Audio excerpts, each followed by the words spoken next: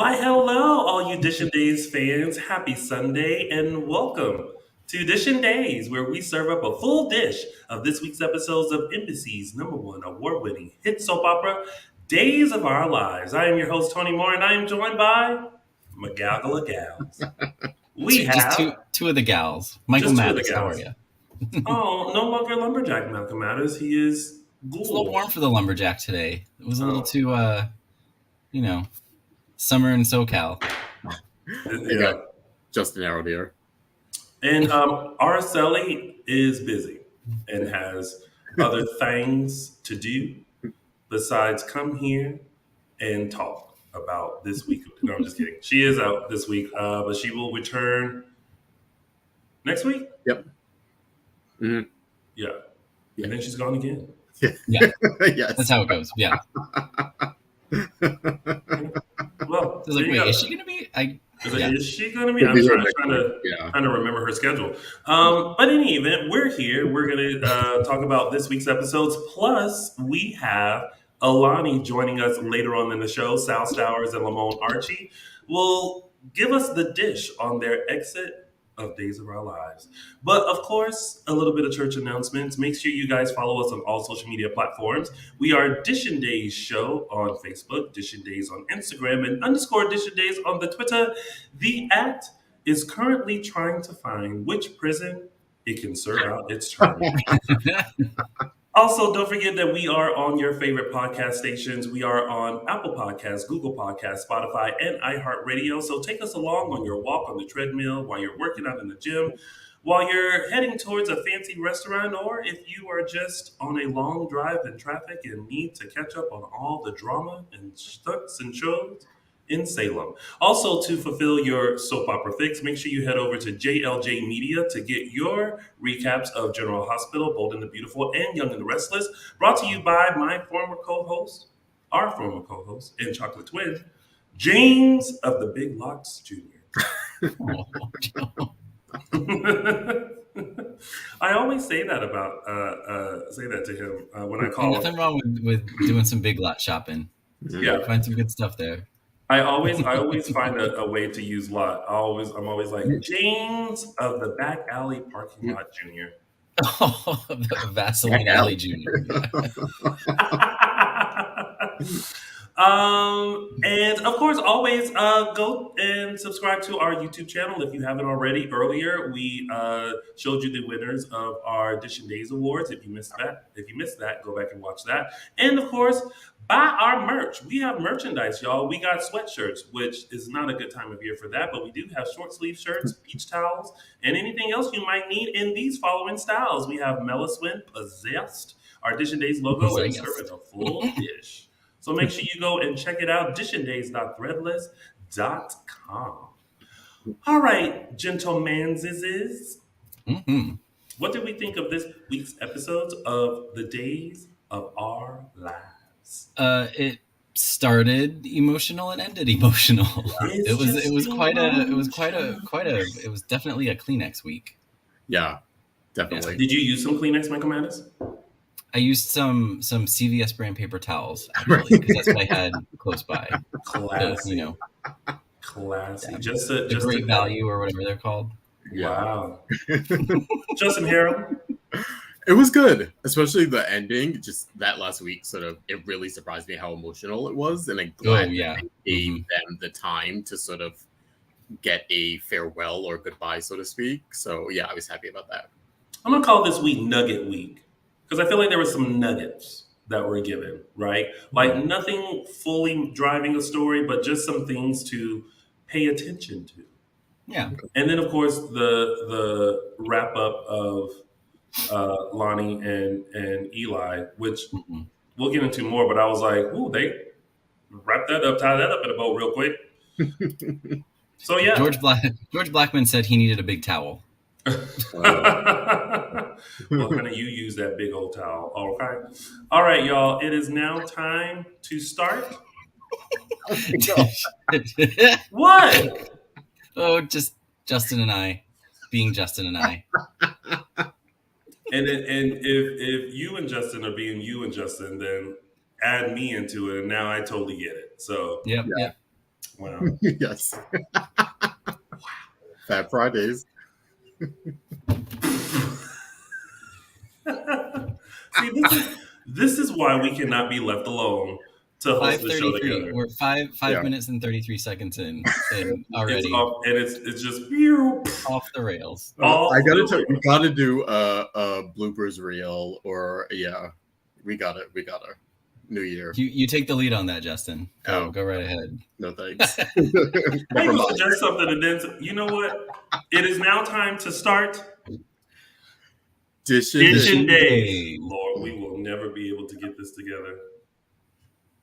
Ba-ba, we said it and forget. You know, I always look at this and I think to myself, like, what? At what point? What do you do with this? I know you're just gonna keep it forever. I guess so. I feel like this is something that'll end up in like a Days of Our Lives like museum.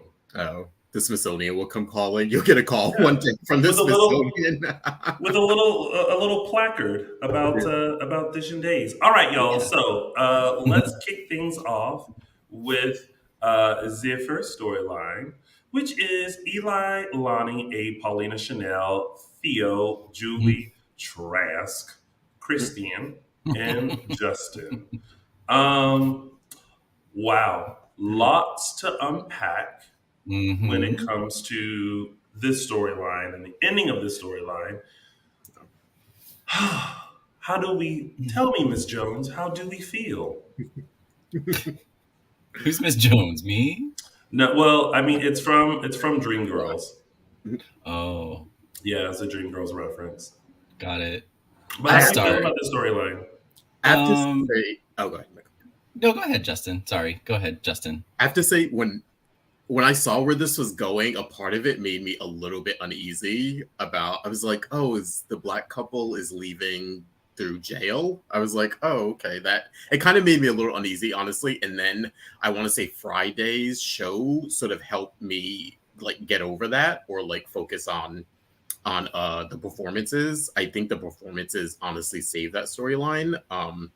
It kind of made me kind of put that to the side and was kind of like, okay, this is the choice they made to have them go. I thought it was going to go in a different direction. I thought maybe Lani was going to get off, but she wouldn't be a cop. And then like the ISA or the FBI was going to come in and like recruit them for like a mission or something, or, we need your help. We need you on a 6-month mission or something like that. That's kind of how I thought it was going to go. But yeah. I kind of agree with Justin. Like, okay, first of all, the crime, I'm going to put that in quotes, the crime that Lani committed was completely justifiable. Anyone that, everyone's clear on what was going on, that TR, was responsible for Eli's shooting, responsible for him being in the coma, and then Lani walking in on him almost hitting Paulina while Abe is on the floor bleeding. Clearly she was able to put together what was going on. It was a justifiable, again, crime. Of course, it's kind of at the mercy of the DA, and Trask is a hard ass. However, I guess I kind of, part of me understands why they went the direction they did, but another part of me is like, this couple has been through the ringer. And all couples are on soaps, it's like, they're happy, then they have, a moment, and then they're happy, and then they have a moment. But what made me a little uneasy was knowing a certain other couple is on their way out, and how it's already been revealed that they are leaving. One of the couple who was absolved of killing 3 women, and not punished, and knowing that they get to have their proper happily ever after, and you have this couple that deserves their happily ever after, and one is being separated, they're having to move away. I feel like it could have been done a different way. I think, Justin, you said like, Lani could have been absolved, and maybe she lost her job as a cop, and maybe that was her punishment. And they could have left Salem on better terms or something like that. But so I just feel like it's a little unfair. But then I also remember that another couple who was on their way to having happily ever after, one of them just got killed a couple weeks ago. Yeah. So You know, you have to look at the whole picture, and you know, and just try to accept it for what it is. But I do appreciate that they did get that Eli and Lani, they did get a proper send off, and it didn't feel rushed. Like, I know it took place over like 2 episodes, but they had a very solid episode on Friday. Everything I think that was needed to be said was said. Everybody that should have been involved was involved. So that kind of, you know, softens the blow, so to speak. Yeah. I with everything that has happened with Lani and Eli, I think I would have liked to have seen like a better send off for them, especially in a town where like everyone seems to like, you know, get off for like various crimes and stuff. Like I wish, Immunity. yeah, like I wish that, you know, maybe like you said, like you guys said, like it was, oh, you know, now she's no longer a cop, and maybe she, you know.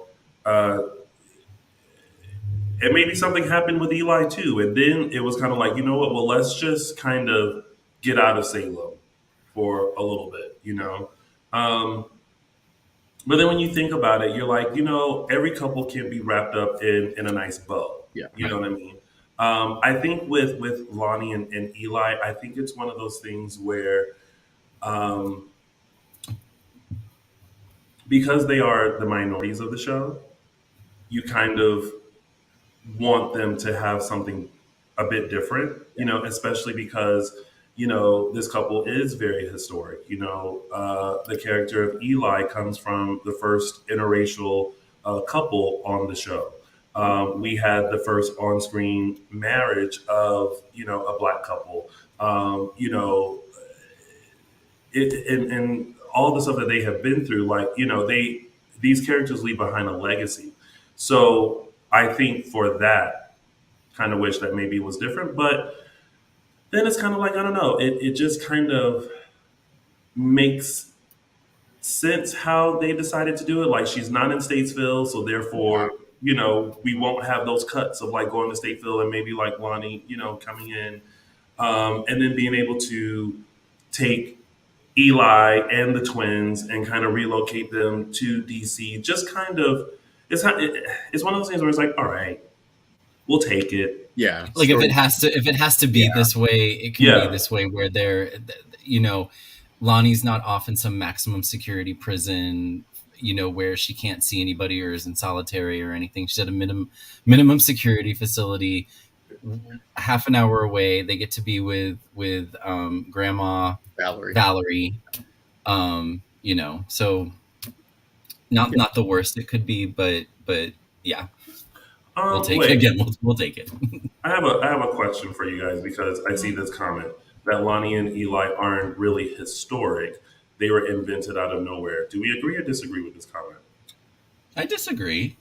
I mean, I think you made the point to the contrary, Tony. Right. Like, there were so many firsts with them, right. And you know, I don't remember. And you know, I've been in and out of the show for a while, but the only black couple on the show for a long time were Abe and Lexi, and they weren't at the forefront most of the time. Like, they had their moments, but for the most part, you know, the show kept them kind of as supporting. Mm-hmm. And so now to have a, you know, I guess age is irrelevant, but to have like a younger black couple prominently featured, going through the same struggles, and like you said, the first, you know, something we didn't realize, or something I at least didn't realize until it actually happened, the first on-screen black wedding. Like, we had a gay wedding before we had a black wedding. That was just like astounding to me. I was like, wait, dude. And I guess that's, you know, an issue with me. I wasn't paying attention. But no, I disagree. I do think that they left a legacy, as you said, and you know, they were part of the family. They were part of the. Eli was a Horton. Lani is not a Carver by blood, but part of the Carver family, part of these core families. So no, I definitely disagree with that comment. Are they saying it's not historic because they weren't born on screen? Is that what they mean by not historic? Is that what they're trying to say? Oh, well, here we go. Just as as you asked, here's their explanation.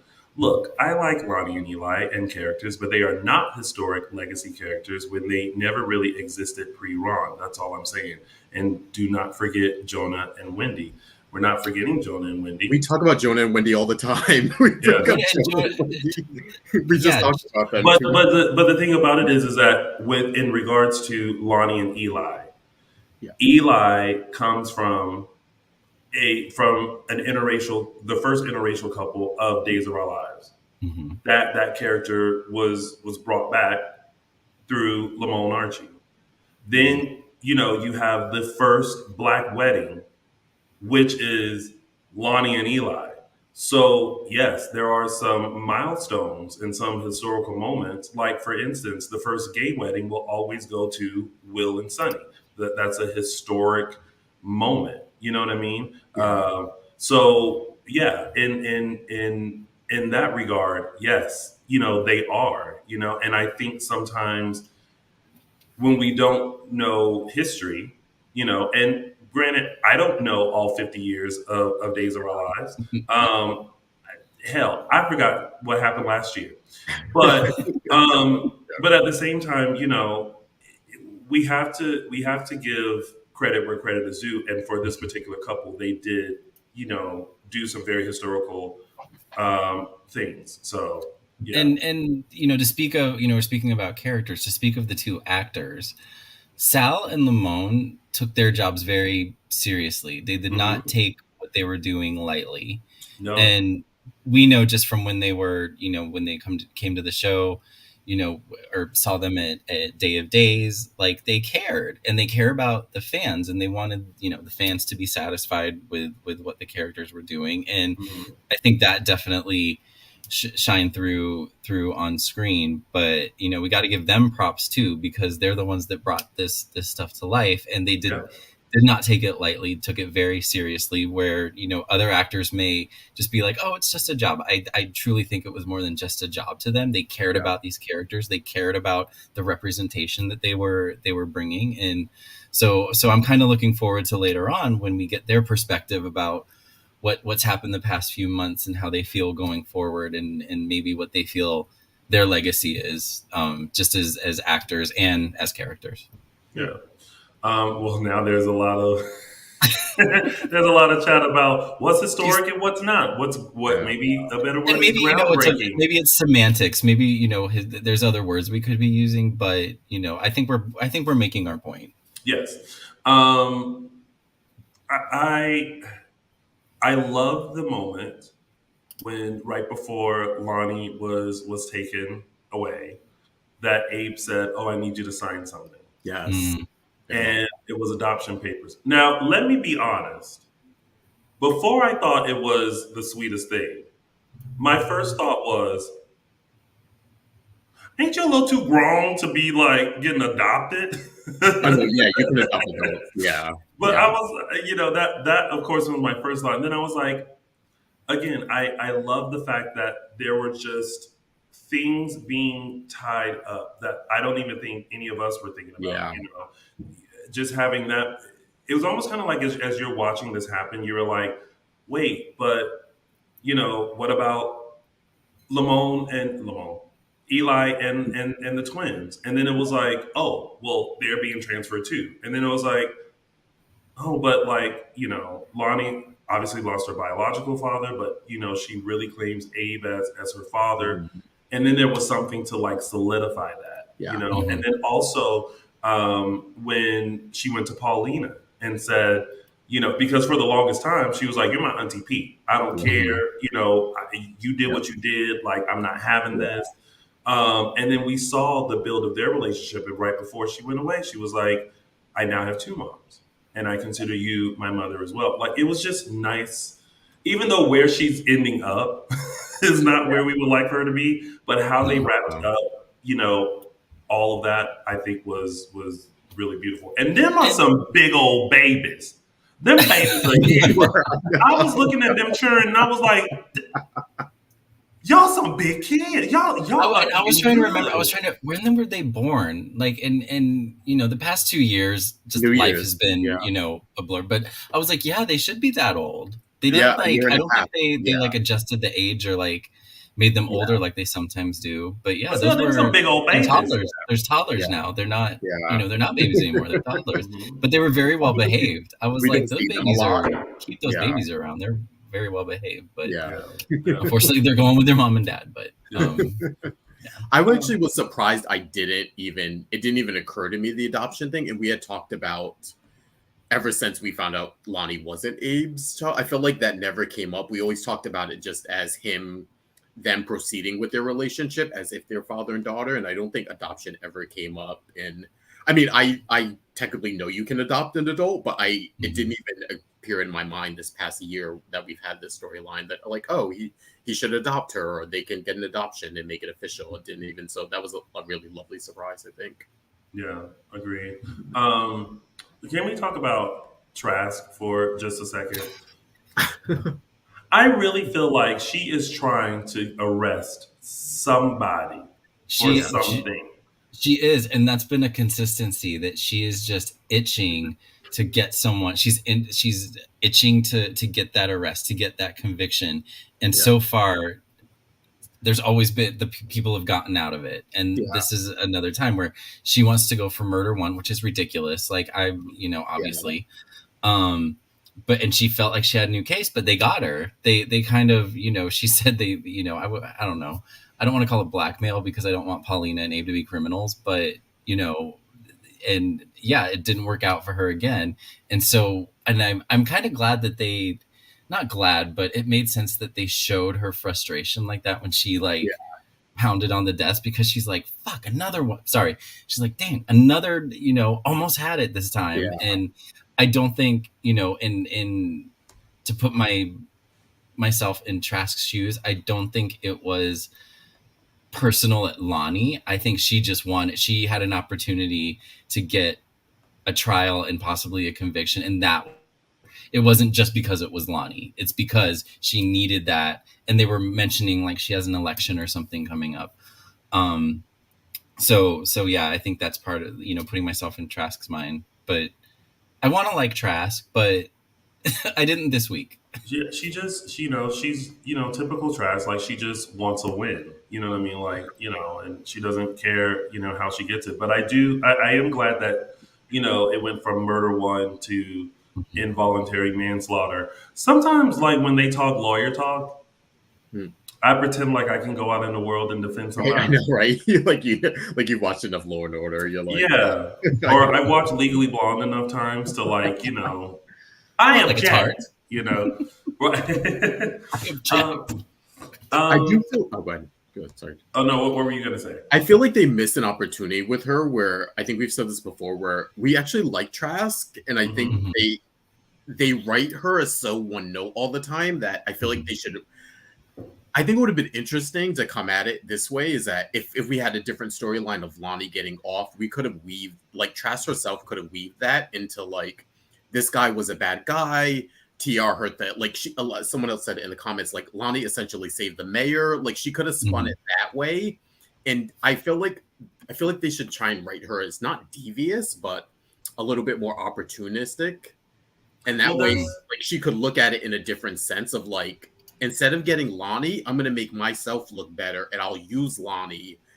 I'll let her get off, but I'll put her up there as a poster child of, like, look what I did. I'm awarding this cop for getting this woman beater and the man who almost killed the mayor out of here. You know what I mean? Like, I feel like they could have played it like that. And I think that was that was Abe and Paulina's kind of their stance on it of, like, do you really want to sell this way, or do we want to go in a different direction? Yeah, and that's what I liked about that whole scene between Paulina and Abe and Trask. Someone sent me the moment where Trask was giving you a little of this as she was talking. But I liked that Paulina was going toe to toe with her and trying to get her to see it from a different point of view. And hello, Beth. Glad you were alive. Glad you came back to Salem. I know. Came back to let the people know what was really, going on. So that was good. So and then also the return of Theo. Like I'm glad that they brought Theo back in, and him and Chanel had that moment of discussion, and now there was 2 seconds. Yeah, yes, I know too. I know what you mean. Yep. It's 2 seconds where I was like, Theo, don't you involve yourself I in know, right? Nope. It is too confusing. We already got the twins after Chanel. We don't need you. He was like, drop them and get back with me. I was like, first I was like, wait a minute, y'all brother. And I was like, oh wait, no, you're not. And I was like, no, they're not. No, they're not. Yeah. But then I'm like, I'm kidding. And then again, thanks to the writing, it was like Claire and I, because I totally forgot him and Claire. Yeah, I forgot about that. It's like him and Claire are doing great. I'm like, well, good for y'all. Yeah, because she doesn't need that mess. She already dealing with these twins. And but also, like, he's still Johnny's cousin. So it's like you're getting out of this brother-sister relationship, and now you're getting into a cousin relationship. You know what I mean? Like, there's still a family connection there, even if you went with Theo. Like, he's not removed necessarily from that situation. Yeah. But we'll dive into this even more, I'm sure, later on when we have Lamon and Sal join us later on in the show to talk all things Elani. In the meantime, let's move on to our next storyline, which is Belle, EJ, Sami, Sean, Jan, Orpheus, Evan, Christian, Brady, Chloe, Lucas, Sami. First of all, plot twist. Yeah, we got a good reveal this week. I was not expecting for Orpheus to say that Evan Christian is. Wait, what's it? Oh, Evan is his real name. We call him Evan Christian, but but that he's actually the father of Jan's baby. Do we really believe that? I mean, we saw the flashbacks. We didn't really see. We just saw the flashbacks of them and I'm like, how many times has Jan gone to the infirmary? But I know, right? I was like, was she just getting into it? Was she just like? I was like, wait, why's she always in there? Yeah. And when Orpheus walked in, I was like, oh no, not you gonna do the daddy too. And with Orpheus, I've noticed this, that we as viewers, like, he'll say that he knows something. He'll say that, like, oh, I know. He'll just know shit. And I guess are just left. We are just left to assume that what he is saying is true and that he knows what he is saying to be true. This time, like okay, so he apparently knew that Jan and Evan Christian, diddled in the doctor's office, whatever you want to call it. Yeah. We didn't see how he knew that. I know. He just knew and said, like, oh, I know everything that goes on here. We don't know how, but we have to, whatever. And then he apparently was responsible for switching the results so that the kid was Sean's. We didn't actually see a flashback of it happening. He just said he did it. Mm-hmm. And so, to your point, Tony, we're kind of left to say, like, we're kind of left to think, okay, is this true or is it not? Obviously, fans of Sean and Belle want it to be true because they don't want that baby and Jan have been, I mean, Belle already, Belle already strayed a little bit, but a little bit. Well, I mean, she got the D. Good for her. But so fans of EJ and Belle want this to be true. So I'm down for it to be true. It was a nice little twist. It's not something I would think about, but I am noticing a pattern here that when there's a storyline going on that they need to kind of not really reverse course with, but they have a storyline going that needs explanation. For whatever reason, it's Orpheus and Evan. They're the ones. It happened for the Mother's Day thing. It's happening again, and it's a pattern. So now I'm like, okay, did Orpheus and Evan, or they have something to do with Abigail? Oh, God. So now I'm thinking that, like, in some way they had something to do with Abigail and that shenanigans. So it's like they need to kind of, I don't know. I feel like this is the second time or maybe the third time they've done this where well, no, because they knew about Ciara getting kidnapped too somehow, because it was Evan that kidnapped. They're just involved in a lot. And it's like they're brought in. It's like, oh, it's them, and I feel like maybe 3 times is enough, but just my opinion. Well, I mean, listen, I don't mind the plot twist. I mean, I was more so expecting that due to scientific molecular reasons that the baby was actually Belle's. Mm-hmm.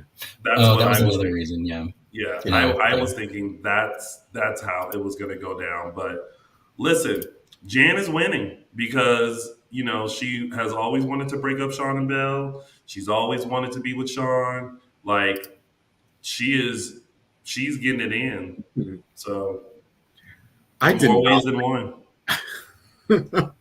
I did not like this story twist. I kind of like the idea of Sean having a baby with someone else, and especially Jan, just for plot reasons.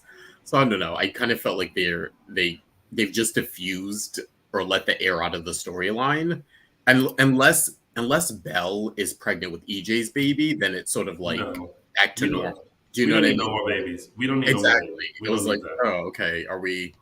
So it's just going to be like, oh, it was a mistake and it was a trick, and everyone can go back to normal now. So I don't know. I kind of liked that he had a baby with someone else, and I mean, it's like Sorry, well, it was. Go ahead. It was revealed to us, but how long is it going to be till it's revealed to everybody else? These daddy storylines can sometimes drag on. I remember years ago, how long was it before we, figured out whose Will's daddy was? It was like 1.5 years. Now I don't think they're going to drag it out that long, but I think it'll still, they drop this nugget and now the storyline is going to be like, okay, how long before everyone finds out?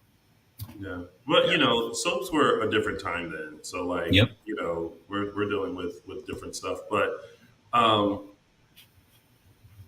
what is it? Belle, EJ, and Sami. Love that scene. Oh God. Okay.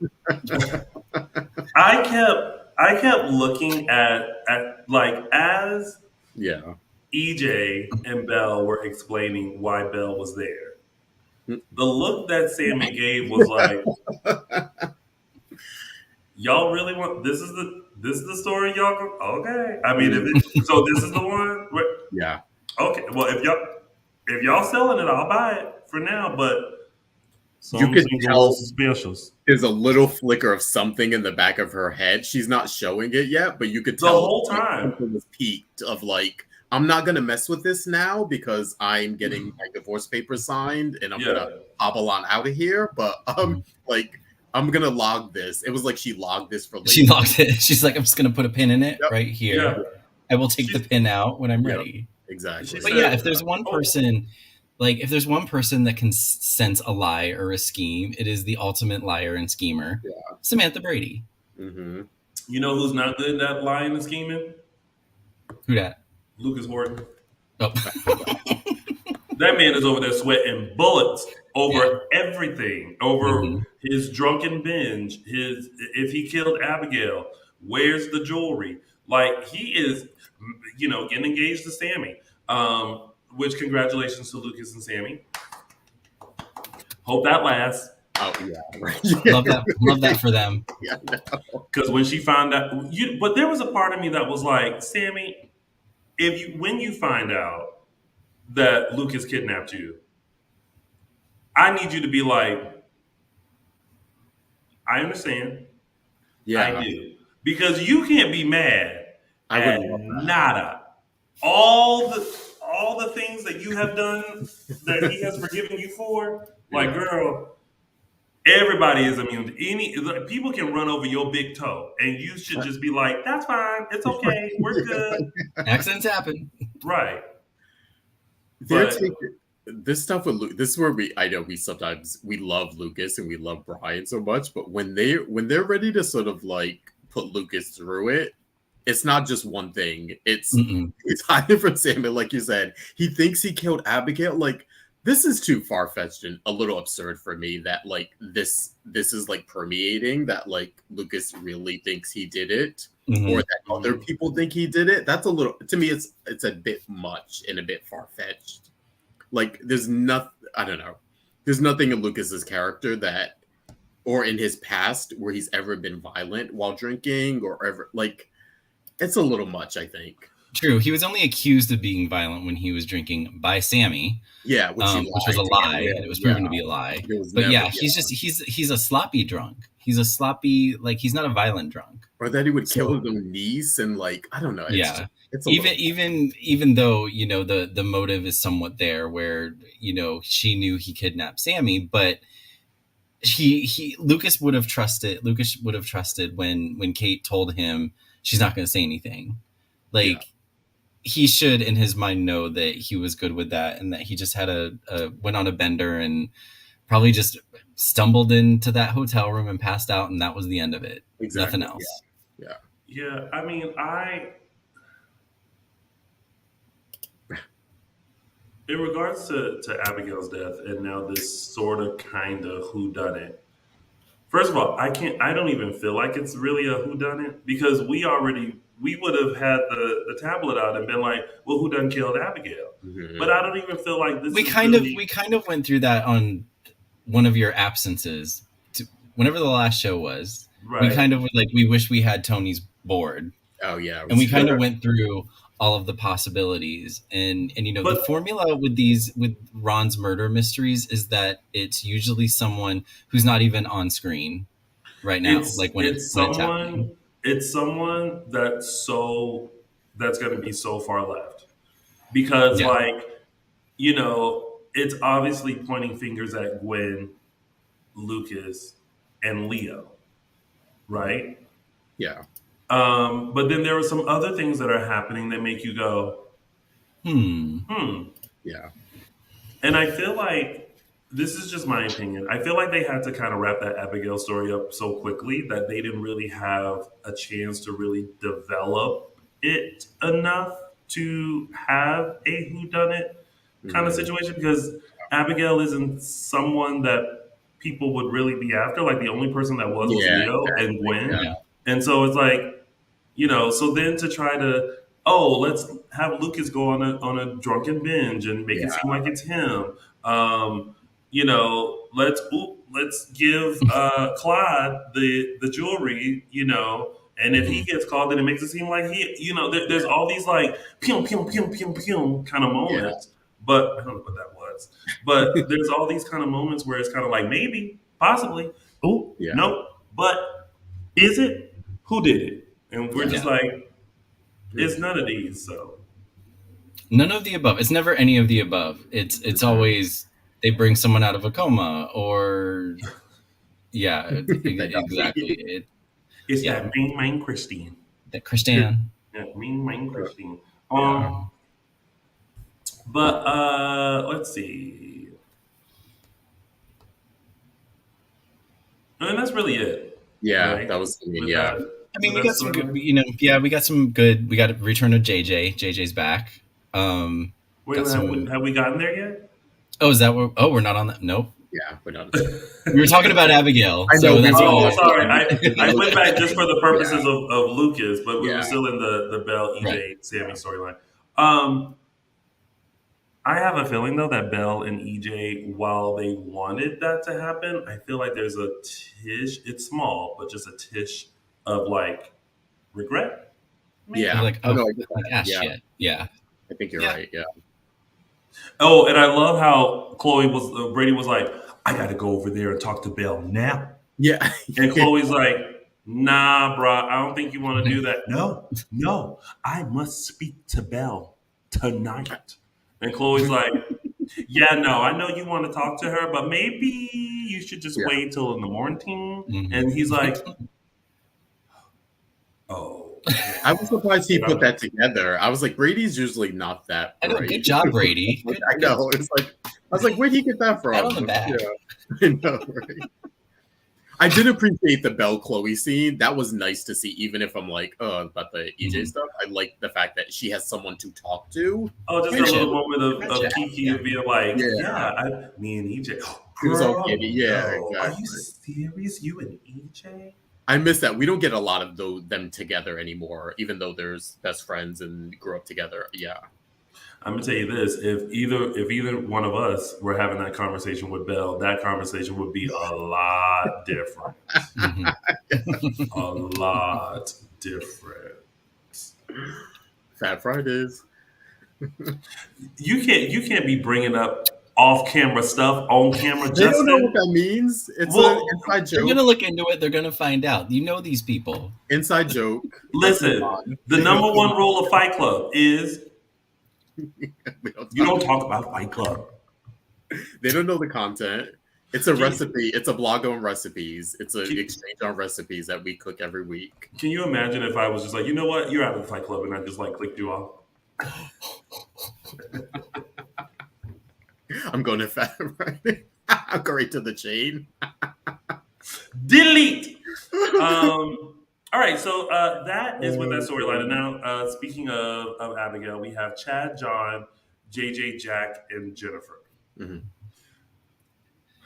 I'm not ready for next week. I'm just going to say it. I'm not ready for next week. First of all, before we get into the storyline, I just want to thank Days of Our Lives for allowing Casey Moss to keep his beard. Oh. Appreciate that. Appreciate that. Yeah. Yep. I prefer a clean shaven face. You prefer a little baby face. But I like to see JJ is grown. Yeah, but it was great to see this moment of them still in this haze of Abigail's gone. Mm-hmm. And no one can ever say that I don't give kudos to Billy Flynn. Yeah. But kudos to Billy Flynn. Yeah. Because he's doing something so great where there's moments where he seems fine. And then there's moments where he seems like he's aware of like what's happened and he's trying to be strong. And then there's just moments where he's just like, she's dead. You know what I mean? Like it's just this, like I look at him and I just want to give him a hug. I want to give Chad a hug and be like, oh, Chad. Yeah. I'm glad we finally got a Jennifer Chad scene because I felt like they were pushing Marlena and John into that position, which I thought was weird if we have Jack and Jennifer there. With that said, though, I love the conversation with Chad and John. As soon as sort of he came in, I was like, oh, they don't usually interact. And then it like clicked. I immediately knew where he was going to go. I was like, oh, they're going to use the Isabella thing to like have that talk, which I thought was really great. And just great use of history and of like, oh, someone who sort of knows kind of what he's going through. Been through it, yeah. John and Isabella thing was a little different. It was similar in the sense that they didn't have a lot of time after she was diagnosed. So yeah, I thought that was great. And great job with Drake was great in that scene. And the stuff with Marlena, but I'm glad we finally got a Jack, Jennifer, and Chad scene, which was good as well. And it's very interesting when Jennifer was kind of, well, it was like the discussion of like picking out what to wear, and I feel like this is grief, Jennifer, but like. Her kind of being like, Chad, did you eat? Make sure you eat. You got to eat. JJ, did you eat? It was, at first I was like, girl, they sad. Abigail's dead. Yeah. But then I'm like, that's her own grief. Yeah. That she's navigating too. So it's like a different take of like, I'm just trying to make sure everyone is still good, even though, and I'm trying to hold it together. So there was just a lot of good stuff, I feel like, happening in those scenes. And then I also thought when they picked out the dress, that was really a beautiful story. Yeah. And I thought it was brilliant to take it back to that time where Chad and Abigail were having a rough moment. Mm-hmm. And to be like, you know, this is when he came back and then they left for Salem. And I was like, damn writers. Mm-hmm. Good for y'all. Yeah. You know? So yeah, there was a lot. There was a lot of good stuff. I am not ready for I appreciate that they're taking their time with this, and actually, like someone mentioned, like this is what people go through in real life, because sometimes with deaths on the show, especially in the past, it's been like day 1 they're dead, day 2 funeral, day 3 the move on. And this is like a slow, like they're really hitting home the grief and the mourning process with this one. And I think this is one of the ways that they're really trying to make this like a true death and not a day's death that we can be like, oh, well, she's gonna pop up in 6 months, she's gonna be alive, she ain't dead. I really think that this is the show's way of trying to instill in us that this wasn't a death, like, like a coming back anytime soon, like a stunter. Death. Yeah. All right. Well, that's pretty much it with that storyline, right? Covered that everything. Yeah. It's Grief City. Yeah. Grief City. All right. So before we head into tidbits, make sure you guys follow us on all social media platforms on Facebook, Instagram, and Le Twitter. Also, make sure you find us on your favorite podcast station. We are on Apple Podcasts, Google Podcasts, Spotify, and iHeart. Take us along with you. Make sure you subscribe to our YouTube channel. That way you will not miss any upcoming videos or live shows. And also, head over to dishindays.threadless.com and buy our merch. We have a lot of good stuff over there. So make sure you get that. All right, heading into tidbits, we've got Kristen, Brady, Xander, Sarah, Chanel. That interaction between Sarah and Chanel. First of all, it was scary because Sarah came out of nowhere and was like, "Get away from him, you bitch!" And I was with Chanel, like. We gave it's funny, we gave Chanel the most gifable character. Yeah. And she definitely gave us some more gifts on that episode. Right. She definitely did. Yeah. But I feel bad for Sarah because now it's like the after effects of the drug and like, getting all those doses and what she's gone through and everything like that. We thought, okay, antidote and she's fine. And now there's some cuckoo for Cocoa Puffs remnants that are happening. Yeah. And yeah, agreed. She clearly felt bad. And then when she said she was going to see Kristen, I knew it was going to come. Like, because I was like, she was like, don't worry, I can't let Kristen hurt me. And I was like, I wonder if he's worried about what you were going to do to Kristen. Yeah. Mm-hmm. And he actually said that. Yeah. So deserved. Yeah. You okay over there? Uh-huh. Okay. One of the things that we forgot to mention during the Lani storyline was the return of Kristen and how she came back in as Susan. But really, again,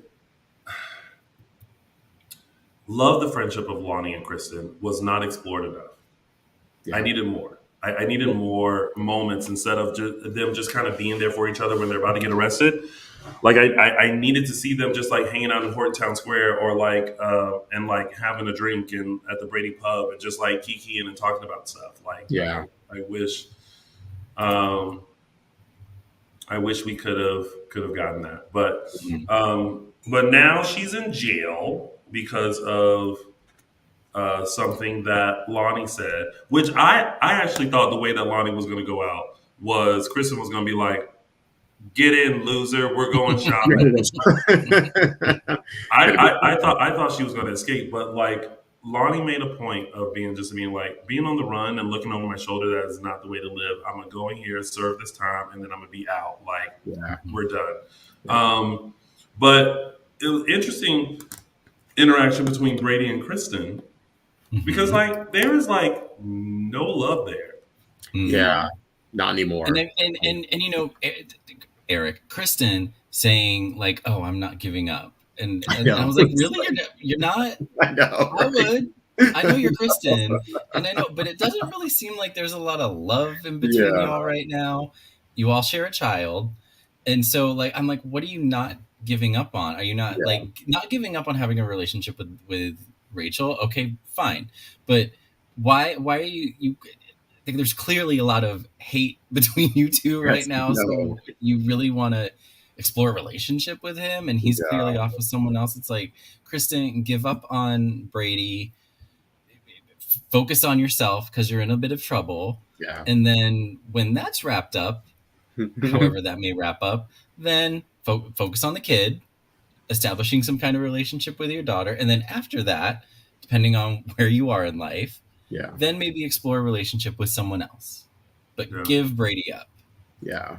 Araceli, who's in the chat room. Hi, Araceli. Said the late Valentine's card made me laugh. When she was like, it's 4.5 months late. He was like, I didn't know where to send it to. I'm like, yeah, right. I mean, exactly. Yeah, he didn't. Right. You've been on the run. Yeah.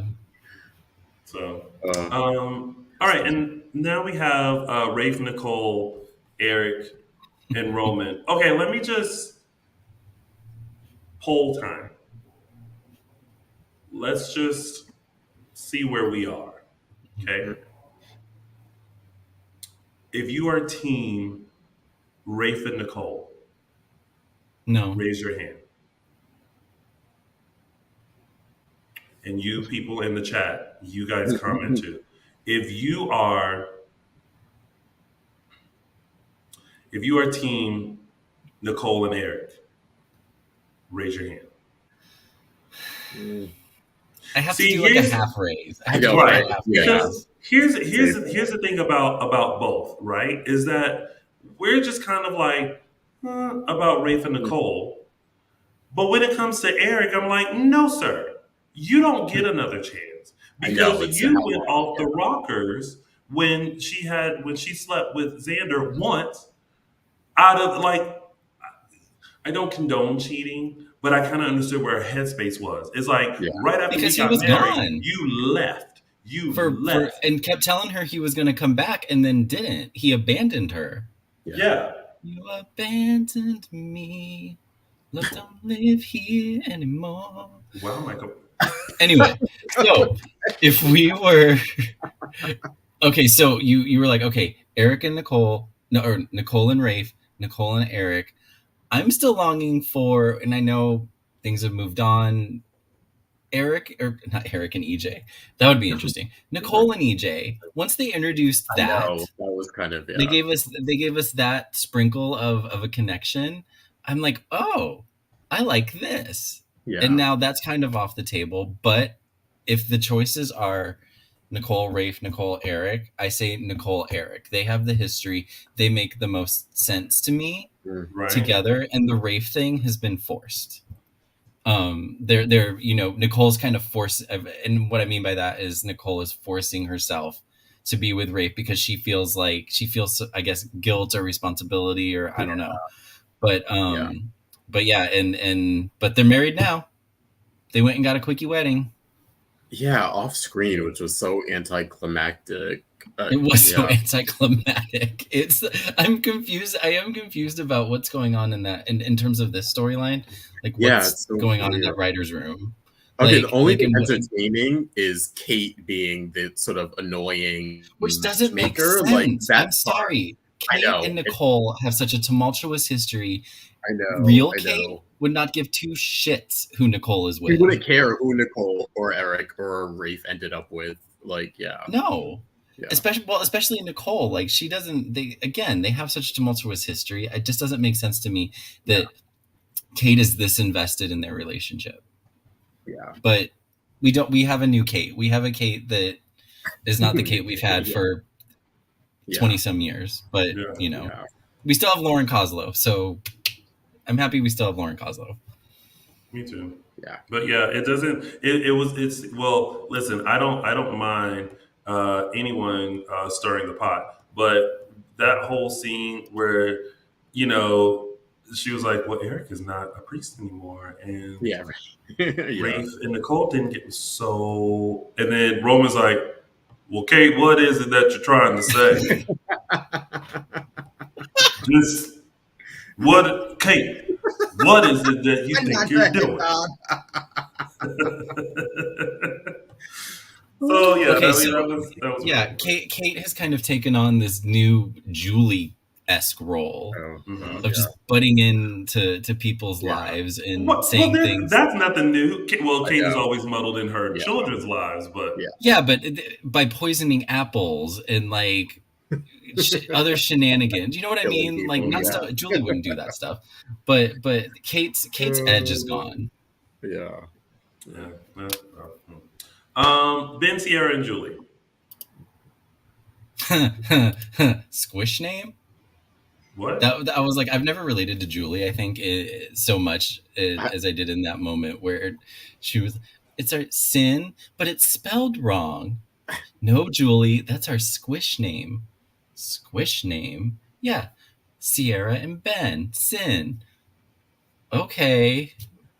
I like when she's like, it's Doug and Julie, and that's fine. It's just like, Doug and Julie. Doug and Julie sounds better. It stands a test of time. She's like, it's Doug and Julie. Like, we're not doing that. And that's that. Like, we're too old for this foolishness. Yeah.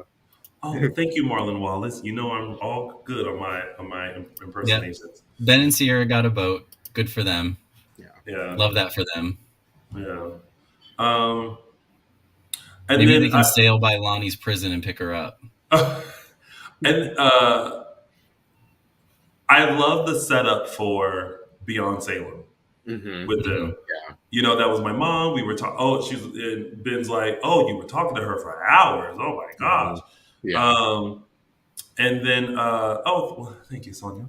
Please go back and watch some of my other best work. But I like the setup of like them getting the boat and talking about the fancy face and how, you know, Bo and Hope, you know, got on the fancy face and rode off into the sunset. Belle and Sean did the same thing, and now they get to.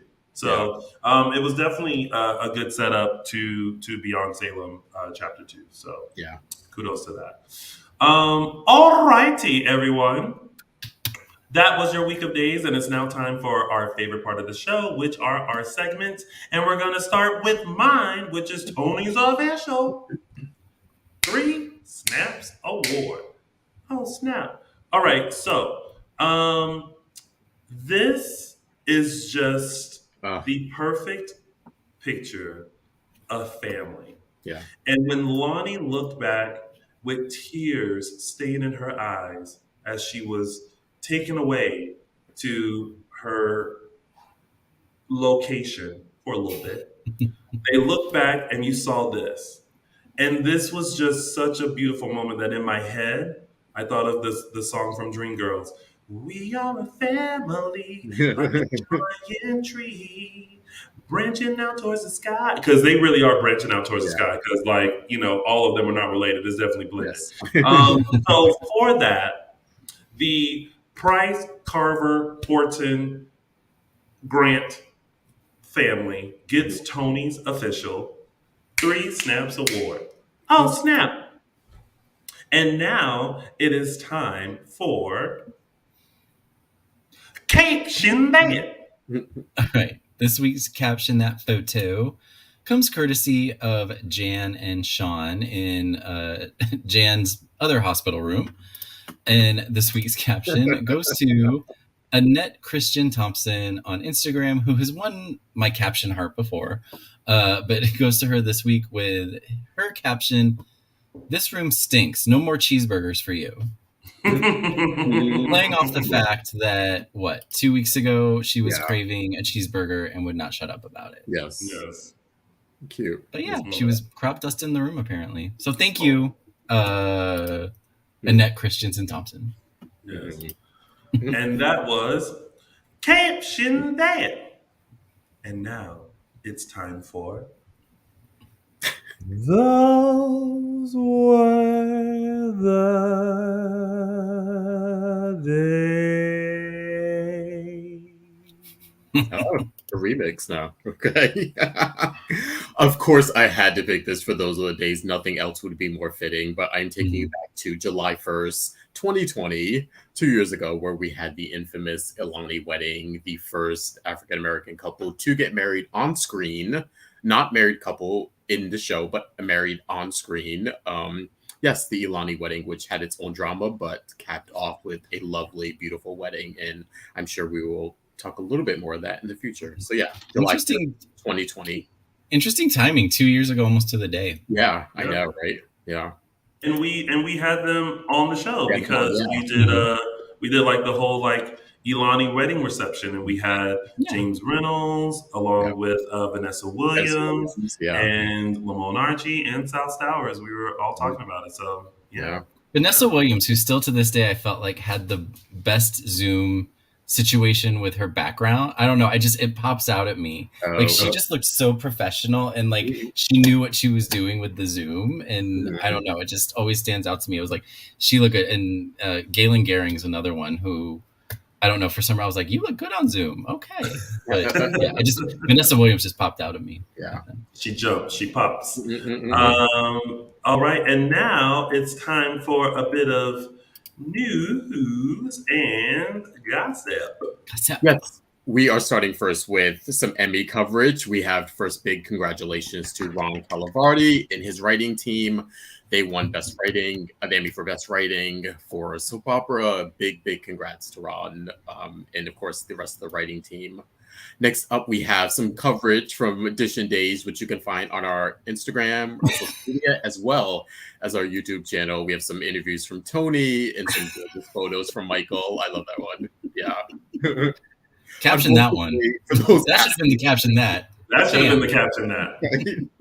We did get a couple. I know me and Ursula got some questions. Unfortunately, the coverage that we took did not stand. We had some technological difficulties. So, yes, please go and enjoy the interviews from Tony. They're great. And, of course, the photos that Michael took. Interviews from everyone from Lucas Adams to Dan Furgirl, Lindsay Arnold, Raven Bowen, Sal Stowers, who else? James Reynolds. Ooh. Yeah, I love that one. Yeah. Next up. I will say, like, I don't know about you, Michael Maddox, but I had a great time on. It was fun at the Emmys. It was great, yeah. And it was a little more. I want to say the vibe was different this year than in the previous years for whatever reason, like in a good way. We were inside. Well, yeah. Well, we were inside the the red carpet wasn't outside in 90-degree heat, and you know wasn't risking skin cancer, but yeah, it was, and everyone was just so. Another thing, everyone was just so warm and welcoming to us. When they would see us, like they saw, either you and I are together, or they saw me in the photo, whatever you want to call it, pen. Or like when we went outside after the ceremony, I told Tony, I was like, we need to be out in the lobby when the ceremony ends. So we went out in the lobby, and like when the folks would come up to us, like Camila came up to us, Martha came up to us. We saw Rob and his girlfriend, who's lovely. Ron and his husband. Yeah. And they were all just like, they were so like almost happy to see us, and they were celebrating Ron's win. And yeah, it was a good time. Stacy and her daughter. Stacy. Oh, Sophia. Yeah. Sophia, who was like the hit of the carpet. They were all wondering who's that? Who's that? Yeah, right.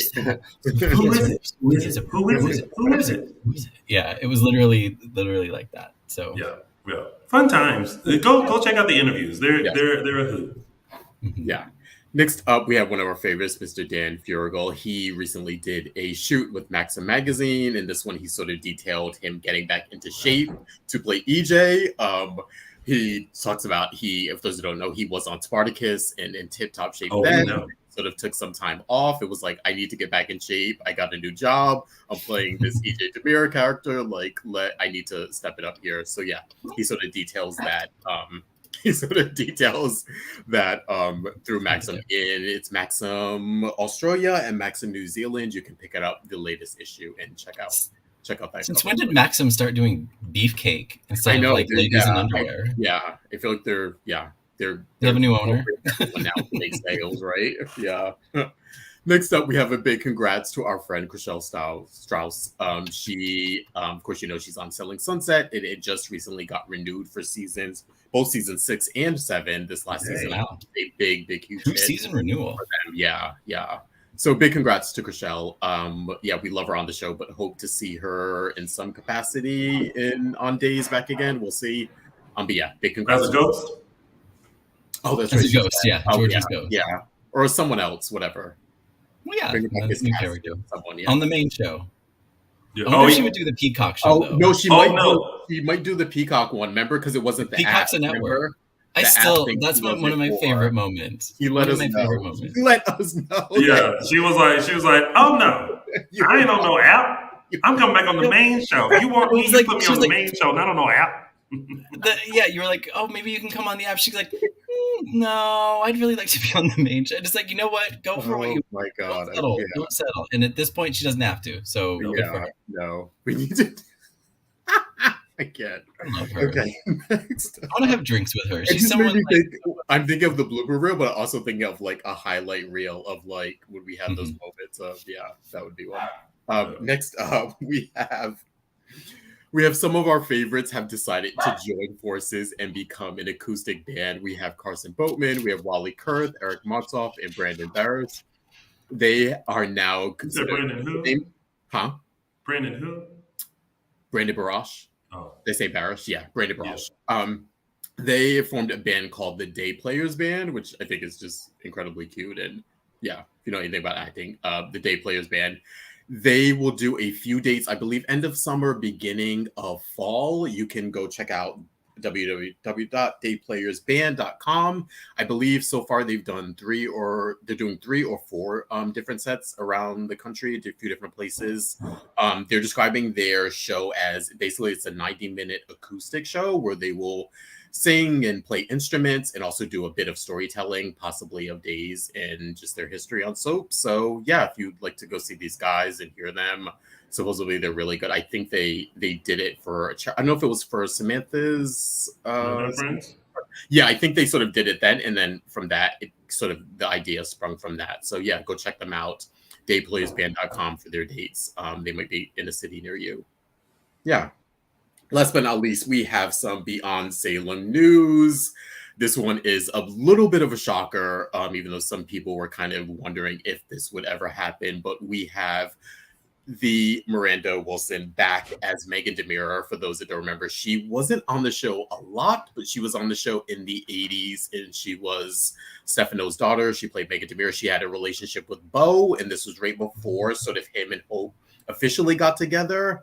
And her sort of death / murder is what sort of created conflict in their early relationship. So if you don't know Megan, you probably know of her of that time. But yes, Miranda Wilson has joined the cast of Beyond Salem season 2. We don't know what capacity, but we will have to wait and see. And with that, we actually got this week dropped. I believe it was, when was it? Like Wednesday or Tuesday? We got the trailer. The trailer for Beyond Salem season 2 dropped this week, and yeah, I believe we have. Shall we show it? Yes, here we do. All right, here's Beyond Salem, Chapter 2. Well, so much for taking a few days off, huh, partner?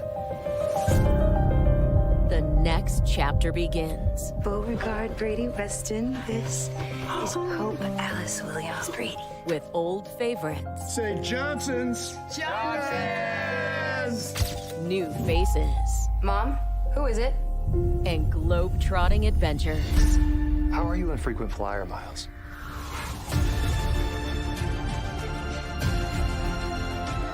Push further beyond Salem. Damn it, Mom, where have you been? What the hell have you been doing for the past 2 years? Where past and present collide. In the ultimate Days of Our Lives event. What are you up to, fancy face? Well, let's get to work.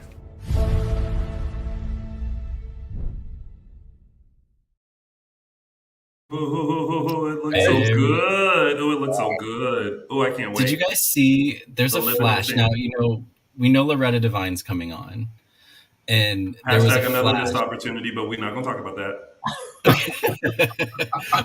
She's coming on Beyond Salem, Loretta Devine. She was in the same setting as Beau. So I was like, ooh, does she play God in this? Interesting. I was like, Oh, you are truly because I was not paying attention to any of that. It was like a quick flash because I've been curious about who they were bringing her on as, and yeah, that would be interesting. Okay, I didn't notice that, but I did notice the hand holding between Andrew Donovan and Paul. So I was like, oh, we're getting some representation. We love that. We love some again, another hashtag missed opportunity, but whatever. We will not speak on that. That's right. If he's the trainer, Tony, the physical therapist. Asking about flyer miles. You might have a suit against them. You might have a you know what? Anyway, what's next? What's next? That's it for news and gossip. Yeah. Okay, and now we will show you what is coming up next on next week's episodes of Days of Our Lives. She was murdered in her own home. Who would do that? I miss her. Me too.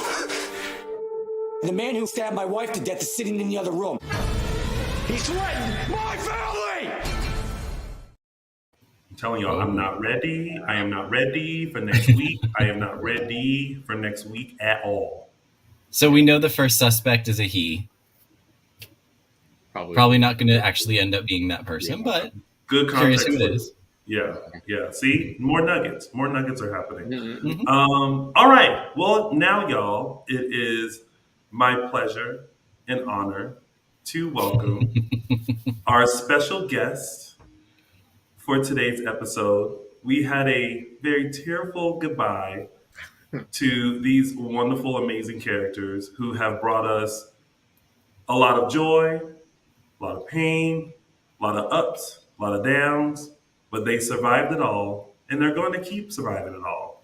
So please help me welcome Miss Sal Stowers, who you all know as Lani Grant, and Lamon Archey. Hey, y'all. Hello. Lamon, how are you? Lamon with the fresh cut. Yeah. Oh. Curls down. Good. Because like we were starting to look alike too much, so I was like, listen, can I have something? I gave you the muscles. Like, can I have the hair? Can I have one thing? You can hold down the curls for a bit. Look, not today, because it's real all natural today. That's what we're giving today. It's good to see y'all. It's so good to see you all. Yes, this week was like, well, first of all, it was just like, whew. That last scene was just heart-wrenching and like everything we needed to wrap up Lani and Eli. But we first just want to talk about this last storyline with Ciara and the shooting and everything like that. For you, Sal, how was it now, again, getting to explore, more of Lani and her and who she like truly is? Because when she first came on, it was this search of like who was Lani and finding her father and everything like that. And now towards the end, you finally meet your biological father, who, is basically not a great man. So I mean, there's a lot more adjectives that we can use, but we'll just go with that. All of them. But how was that for you? Just the introduction of Ciara and like going on this journey and exploration of this storyline. At first I was very like resistant towards it, just because we all know how much I love James Reynolds, so I was very like I didn't really want anything to do with it. But then the more that I started to work on it and kind of discover like what the writers were trying to do with it, I fell in love with it, and the whole Ciara storyline. Bill was amazing. He was so fun to work with in the beginning. He was so nervous, so it kind of just gave me a lot to play with. But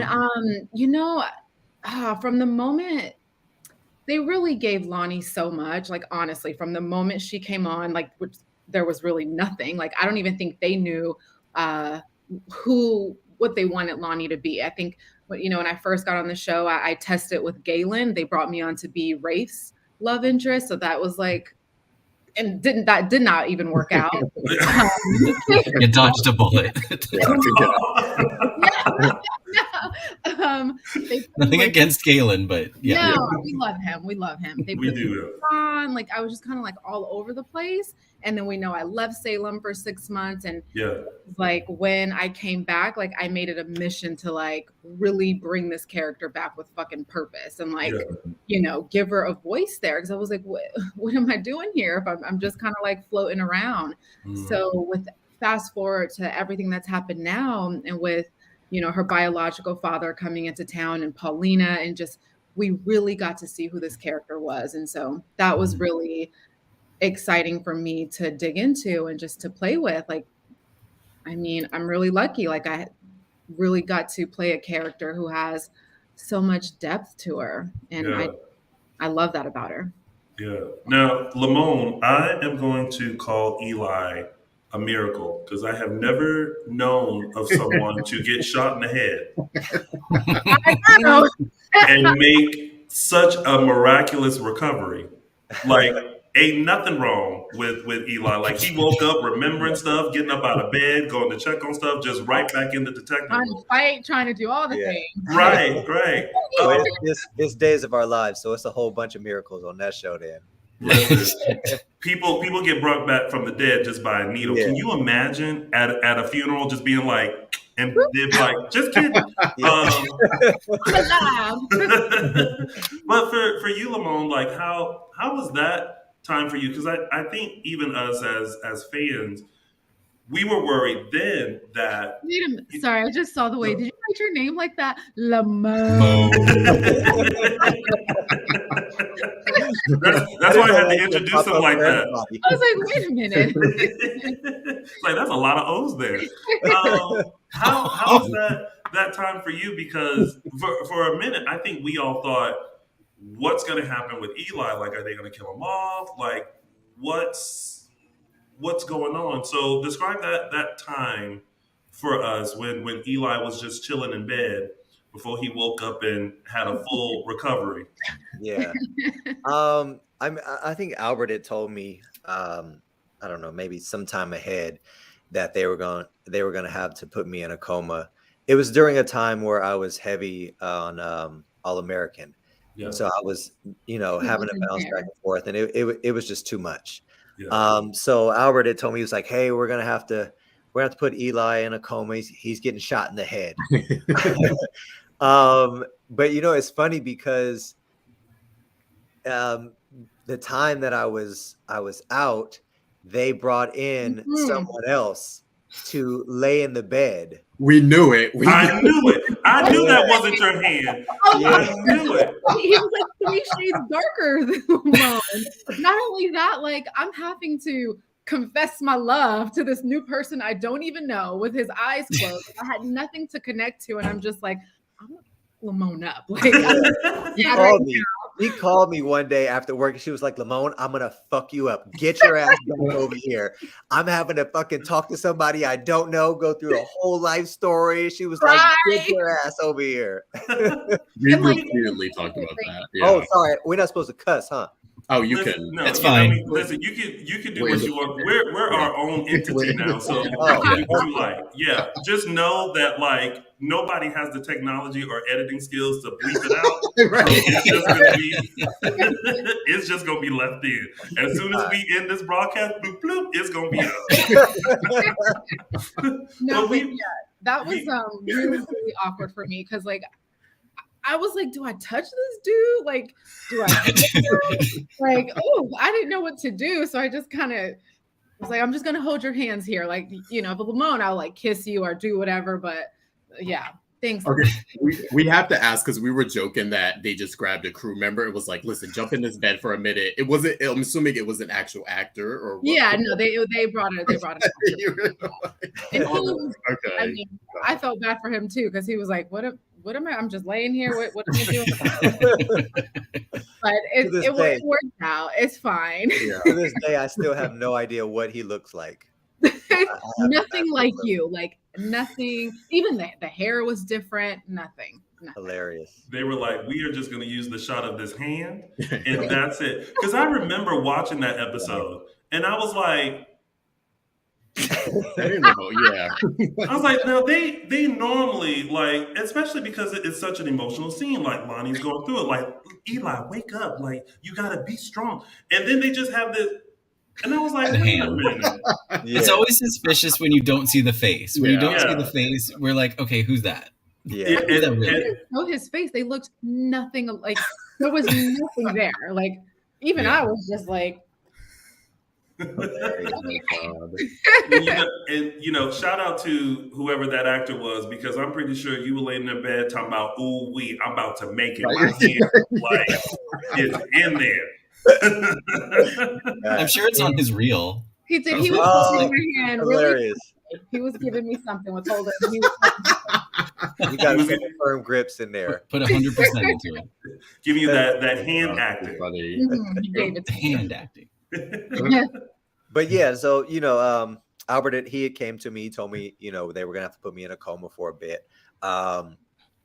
And I remember I was like, oh, really? I was like, well, what's gonna happen after? He was like, he told me, he was like, no, you'll come back out of the coma. So yeah, that was pretty much it.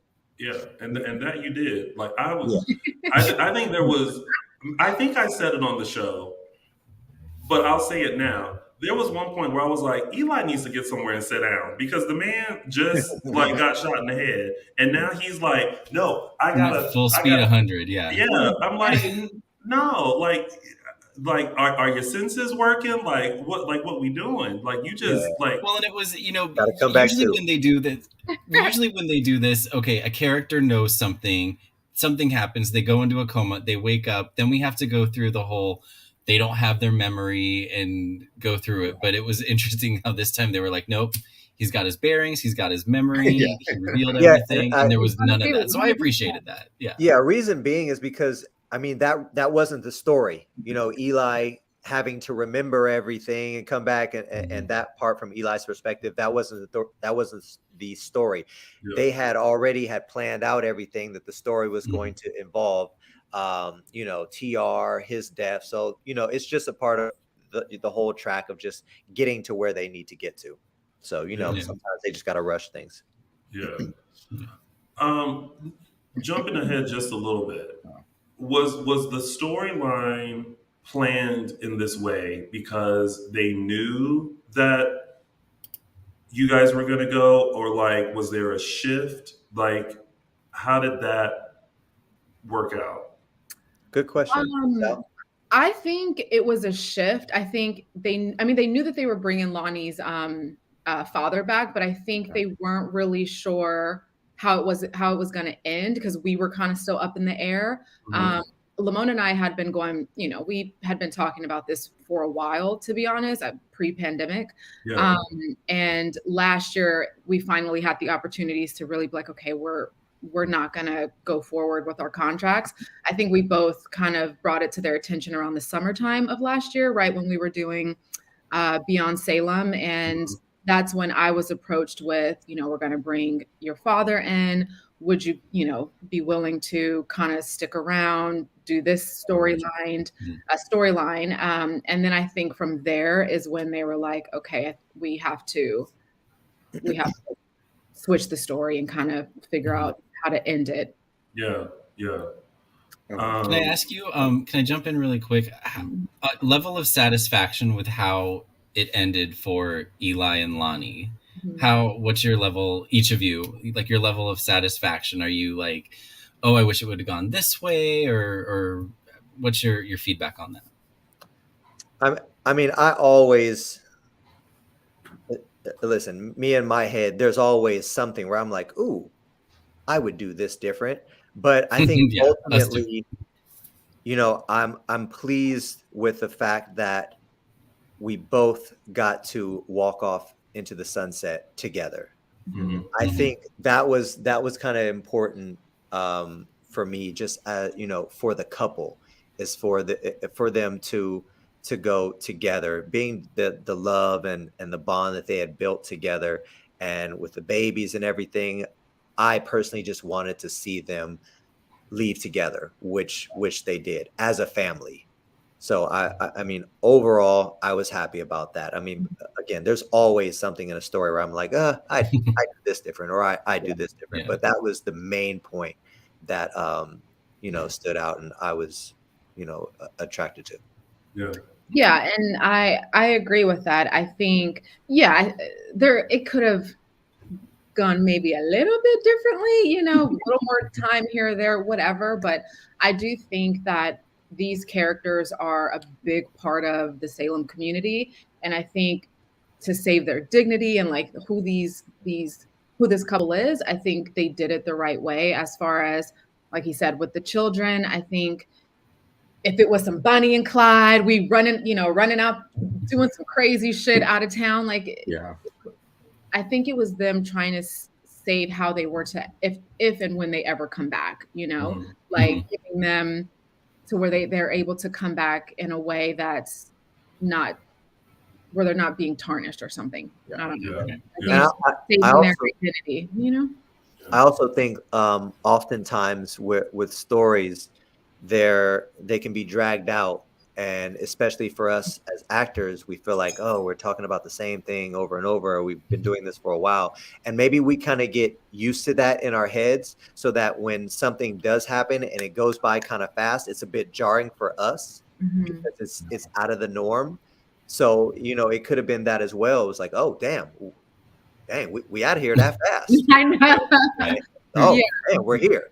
So it could have been that. It could have been that as well. And then also, I mean, we still have to take in consideration that we've been filming during this pandemic, like, for example, I've gotten to work with those twins once. It happened to be the day that I'm leaving. Yeah. And, it sucks, but the world is in a really crazy place right now. So there's all of that to take into consideration. Those were some big babies. Yeah. We like when that scene where it was like Jules and Carver, and I was like, how old? I was like, how much time has passed? It's like a year and a half. Who play Carver are true to age. I'm pretty sure. Mm-hmm. The twins we had a new twin who played Jules, because the original twins who played Jules, their mother had tested positive for COVID, so we had to get a replacement baby. They have to have twins, so it's not easy to find twin babies, So it was. So I think they were older, but Winter and Aria I think we're true to age. Yeah, because I loved seeing them for that last scene, but my first thought was, man, them some big babies. They're a year and a half. They'll be 2 now. Okay. Yeah. The camera adds on size. Yeah, right. Well, trust me, I know. I have to say, I'm glad you guys were so happy with. I admit there was, and we talked about this early in the episode, there was some trepidation, I think, going into this week about, and a lot of it was like, okay, honestly, it was just like, okay, they're going to do the black couple this way kind of a thing. And I have to say, you guys really, what sold it for me personally was the Thursday and Friday episode. Like, as emotional as it was and as good of a job as you both did and everyone else, that's what really sold it for me and made it like, okay, I kind of see where they're going here. I'm getting the emotion and the feelings that I would get if they were riding off into the sunset and a different storyline. So I'm kind of okay with it. But yeah, we talked about this, or there was some trepidation of like, is this really how they're going to go? But I think it saved it. Like Lamon said, we always have it in our heads, like, oh, they could have done it another way. But yeah. And we discussed all of that earlier, like the many ways that Lani and Eli could have left. Originally I thought, seeing Kristen come in, I was like, oh snap, they about to be on the run. That's how it was kind of, she was trying to make one do that. She was like, I got the van out back. Eli, shut up. Lonnie, let's go. Grab the twins. We out. but I like, true to, the characters, there was a moment where Lani was just like, no, like I can't do that. I can't live my life like that where I'm consistently looking over my shoulder. And I'm like, yes, like that's very true. But then I was also like, but dang, like everybody else gets off for like shooting, killing, kidnapping. I was like, why not them? But I was like, let them, go off this way, and like she'll serve her time. It'll be fine. Whenever they decide to bring the characters back, they will. And then they figured out how Eli and the twins were going to go to. So it wasn't the riding off into the sunset that I feel like we would have pictured for Lani and Eli, but at least it was a sunset. Like, I mean, unfortunately, it's to a jail, but it's still, it's still a nice ending. What I liked about it is it didn't feel like the family was being split up. That's how I was kind of envisioning it going at first. I was like, wow, they're not only, she's going to jail, but the family's being split up. In the situation that they ended up, they're a short drive from Grandma Valerie. So the family's somewhat staying intact and not being just completely obliterated. So I appreciated that they found it. They wrote it in a way that they're able to stay like a unit like that. Mm-hmm. Was that the last scene that you all filmed before you left? Mm-hmm. Was that it? Yeah, that was it. Police department. Describe, because it felt like it. Yeah. Yeah. Oh, yeah. Mm-hmm. There were so many emotions. There was, and even that moment, Sal, when you look back and you saw you saw the family, you saw Julie and Chanel and Theo and Abe and the twins. Like, first of all, that shot was my 3 snaps for today, because just it was just such a great representation of the family that you all have in Salem. But take us back to that day. Like, how was it for you all knowing that this is it? This is a wrap on Lani and Eli, and thinking about, and we'll get into it more, just all the things that you guys have done, for the show, and what these characters have gone through. What was it like, filming that last episode, going to the dressing room for the last time, walking down that, out of the studio and off the lot? Like, how was that for y'all? I mean, I was a big old baby the entire day. I mean, I could not stop crying. You was a baby even before that day. Before, I know. I'm a crybaby. I came home that night, and I remember I got in the shower, and I mean, I was crying, just like someone had died. It was just like, oh, I can't believe it. Because I mean, this show has been a part of my life for over 7 years now, and so it's a big part of my life. It was my my job, my safety, like just everything, and all the connections I've made there.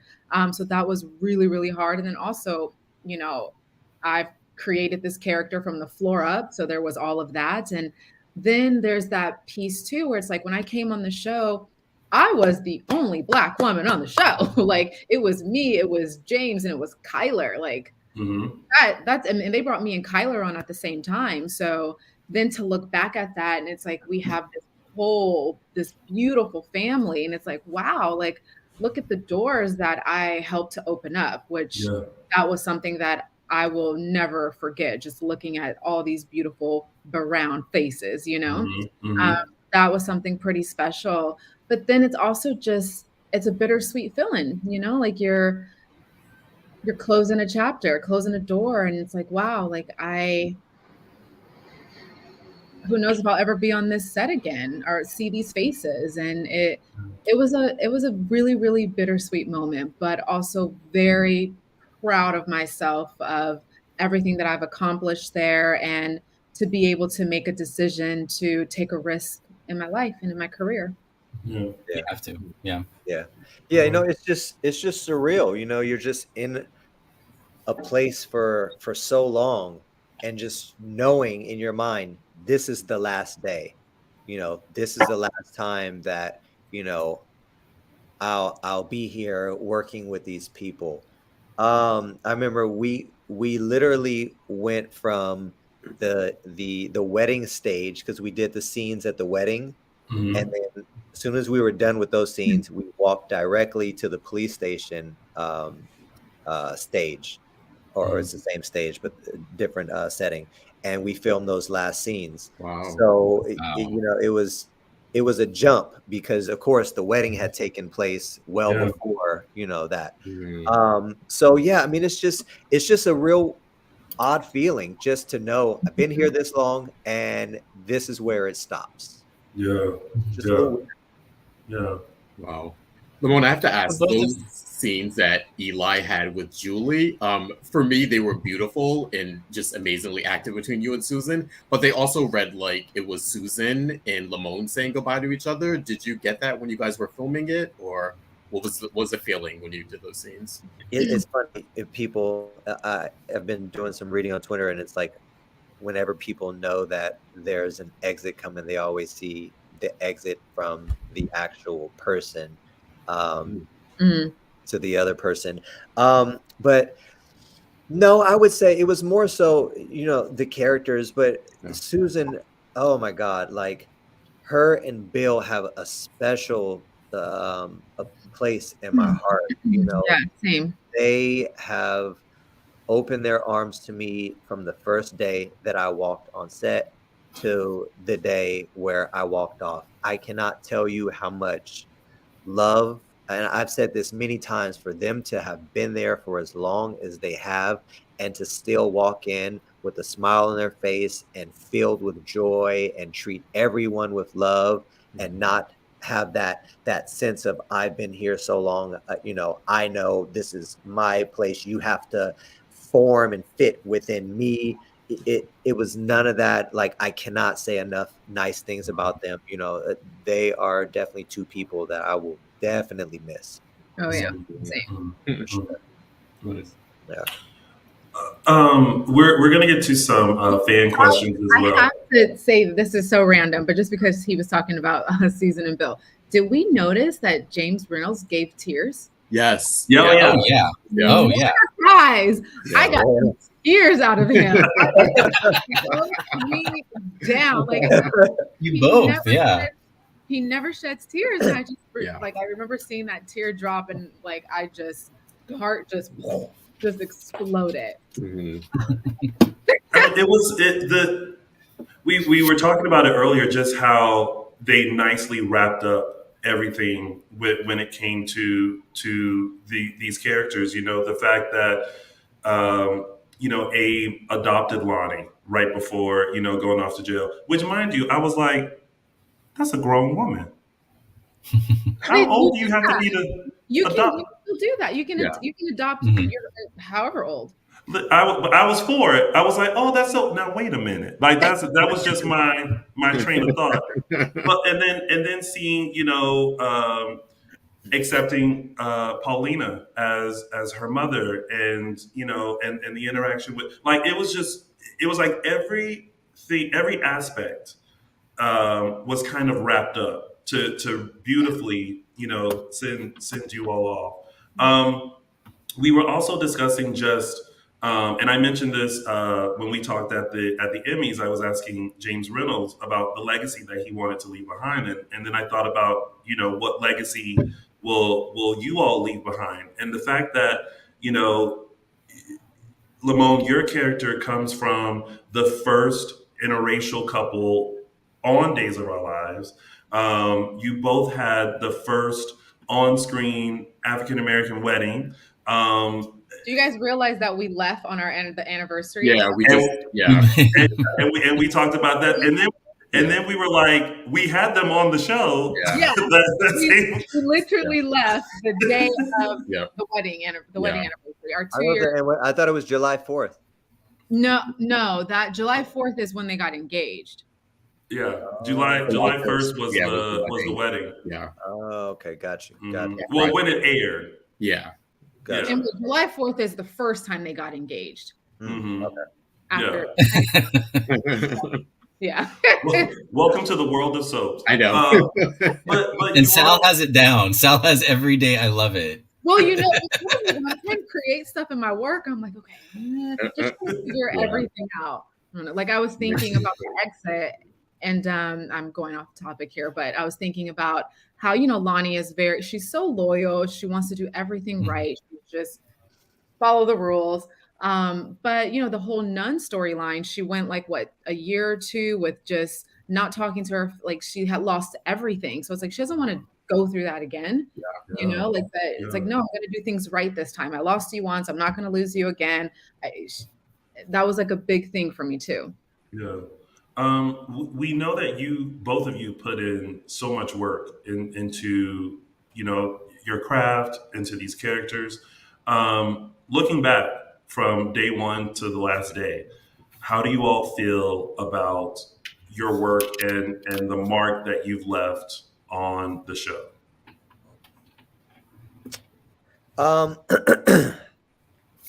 I feel good about it. And sure. one of the things that I am proud of is the diversity, you know, and the jumping of the broom, and just, you know, us being able to bring to the screen something that every Black woman or Black man in whatever area can watch and see and relate to. Mm-hmm. You know, a lot of times, you know, on soaps that can be missing. Mm-hmm. You know, and I really feel like Sal and we did that. You know, it was our idea to jump the broom. And that was something, you know, that I really felt was really good, and they kept it going, you know, for James and Paulina's wedding.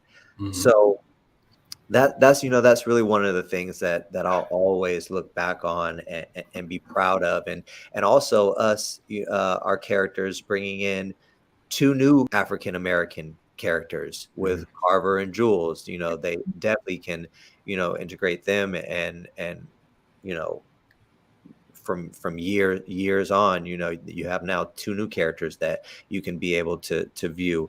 So that's one of the things that I'm most happy about. Yeah. So I feel, I mean, same with what Lamon is saying as well. I definitely feel that these characters, as well as Lamon and I, will forever be a part of Days history. I think that we brought something really special to that show, and I think, you know, they started to really trust us with these characters and allow us to really bring our unique voices, our culture. You know, they let me wear braids, which has never been, you know, and Lamon helps me with that. Like I was like, I think I want to do it, and what should I do? And going back and forth with, you know, talking to Albert and seeing if they were comfortable with it. And, you know, I don't even think it was done on our show before. I'm pretty sure it wasn't, not for a series regular, at least. So that was a big thing. Also, like incorporating scarves in my head. I remember one time I got my own like tie it with scarf. Adding these little elements that, you know, because I know I wrap my hair every day. I wear, you know, all these little things that I do, and then exact how I wanted to showcase Black love too with him, like really the affection and the connection, and I really wanted that to be there too. And I think that is just something that I'm really thankful for. Like I said, I think we're always going to be a special part of this show. I don't think, you know, we'll ever be replaced. Like, you know, like I think we brought something really special. Yeah, I agree. You know, allowed us to be the first, you know, African American couple to get married on the show and bring on these 2 new babies, and I think it's really special, and I feel very thankful. When you mentioned the scarf, and I remember specifically when we noticed it, and we were like, Lani woke up with the scarf on, but like that's real. Like people don't understand. Like that's how you wake up. Like you don't wake up like hair done, nails done, everything did. You gotta. There's a process. I remember talking to our wardrobe people. I was like, we just need to get a whole bunch. Like just get some. So I just have them. Like when we know if I'm gonna wake up, if I'm gonna sleep, like I gotta have a fucking scarf on. Like are gonna wrap their hair. Like that's really important to me. So that, and it connected with the fans too. Like I remember when they that one when it first aired, I mean, I got so many replies on tweet just being like, okay, girl, like we see you. That was important to me. Like it's even like the wedding, like with the braids and like putting the jewels in the braids and just little things. Like I'm like, I gotta do this. Like not just for myself, but for little girls that look like me, women who look like me. Exactly. I do think the Elani fan base is a very loyal, very vocal, very dedicated fan base. And do you think that that's the diversity that you guys were able to, and the representation that you guys were able to display? Do you feel like that was the only thing that kind of created that, or what do you feel really created that giant, enormous, loving fan base for you guys? Definitely the representation, but what else do you think? I would say our friendship. Like Sal and I, again, we've known each other before we started working on Days. Mm-hmm. So we had already had a relationship. We had already been in a position where we had built some type of friendship. Mm-hmm. So it was easy working with her. And the chemistry was already there. So I think that's something that fans had, picked up on from our first scene, is that, it wasn't just two total strangers coming across each other. There was already something there that they could see. Mm-hmm. And that was something that we built on, and the fans, they saw that as well. Yeah, I agree. I think, Lamon and I, we have a very special connection together. And I remember, in the beginning, I don't know if you remember this, Lamon, but I was like, okay, look, I'm like, we got to treat these kids like, if we're going to get married, you got to talk to me like I'm your wife, like for real. Like you got to look at me like I'm your wife. You got to touch me like I'm your wife. Like we got to have these things that couples do, like if, like I know a lot of fans picked up, like I would always like touch Lamon's ears, or just like little things, rubbing his neck, just things that you do with your partner. You have these little just things that make it special and make it real. And so I'm like, we gotta make this feel so real to people. That way when they look at this couple, they're like, oh shit, And oftentimes it's the small stuff that we don't even really notice that we did, and the fans pick up on there and they're like, oh, did you see that? And like and also too is just the comfort, like we were very comfortable with each other, and it's like we weren't afraid to go to these places that we needed to go to with each other. It made for good romance and good TV. And the writing as well. I just to add to that, I think that together the writers overall had really written a nice roller coaster of a ride for these two characters as well, and it was definitely something that the fans could hop on and enjoy the ups and the downs and everything in between. Yes, definitely. I do feel like Ron and just the show in general, I really do believe in my heart that they were rooting for these characters just like we all were. So, and I really thank Ron for that. Like he gave us a good story. Yeah.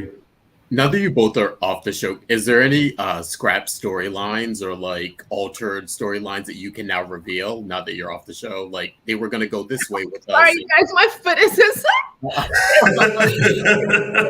I thought you had a good one for a second. I was like, oh, she's thinking of something. I'm like so asleep right now. That's like they were gonna pair me up with this person, and then they decided to, or they were gonna do this with and then they decided to go different. That's the good tea. Yeah. I mean, maybe Sal has something. I mean, usually anytime I found out something, it wasn't like we're thinking, it's like we're doing it. Okay. That this is what's happening. Yeah. But maybe Sal, you have something where they were thinking about doing something and didn't. No, I mean, let me see. No. Like I said, I mean, I was brought in for Galen. I tested with him, and then obviously we know the whole Sean thing. I think pretty much they They do anything that they're throwing around ideas that happens in the writers' room. They just do it. Yeah, they do it, and then once they see it, if it's not working, then they can divert and go a different direction. Mm-hmm. So you guys will see the failure as well. Oh yeah, we noticed them. We noticed a lot of them, and we're like, oh okay, well y'all just abandoned that with the phone call and just we just gonna pretend that didn't happen, you know. We call it the 6 month mark, so we know like it's been 6 months, so that the show is caught up. So we're like, oh, that's a 6 month mark where they're changing course here. Yeah. Throughout, you know, and especially, you know, during this time where, you know, we were in the pandemic and you know, Black Lives Matter and a lot of the things from people of color's point of view were really coming about.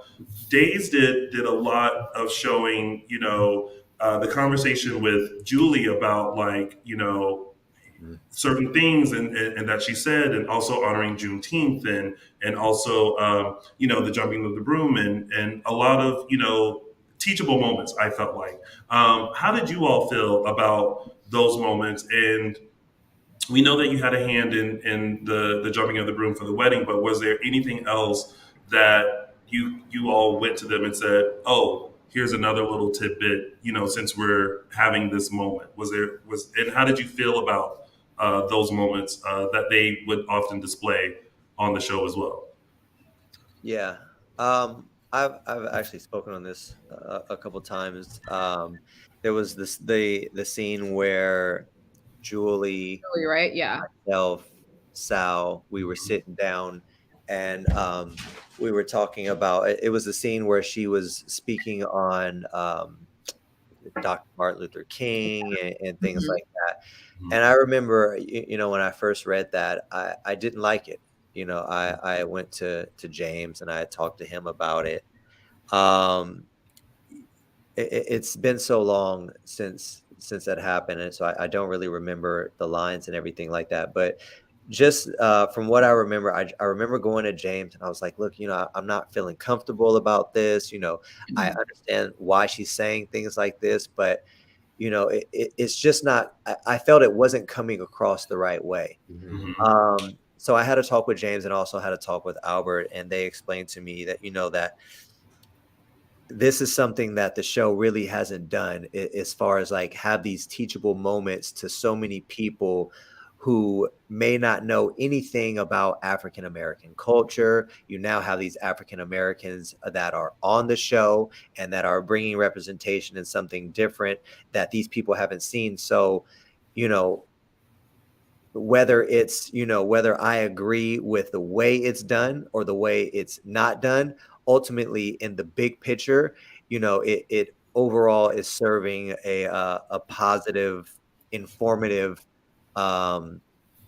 way of just, you know, getting things out to people who are ignorant to certain aspects in the culture and things like that. So, you know, to the bigger picture, you know, it was done well. Yeah. I can't really think. I mean, I think both of us, Lamon and I, were both very vocal if we're just not, you know, like, oh, we don't know if I would say it this way. I feel like I've had a lot of those moments. I just can't think of one in particular right now. Yeah. But I mean, I've gone to Albert and Janet, you know, many times just being like, I don't agree with that, or I wouldn't say that. And then we just kind of figure out how I would say it or what we're really trying to get across in the scene. Yeah. But yeah, that was the biggest one though too with Lamon. I remember that.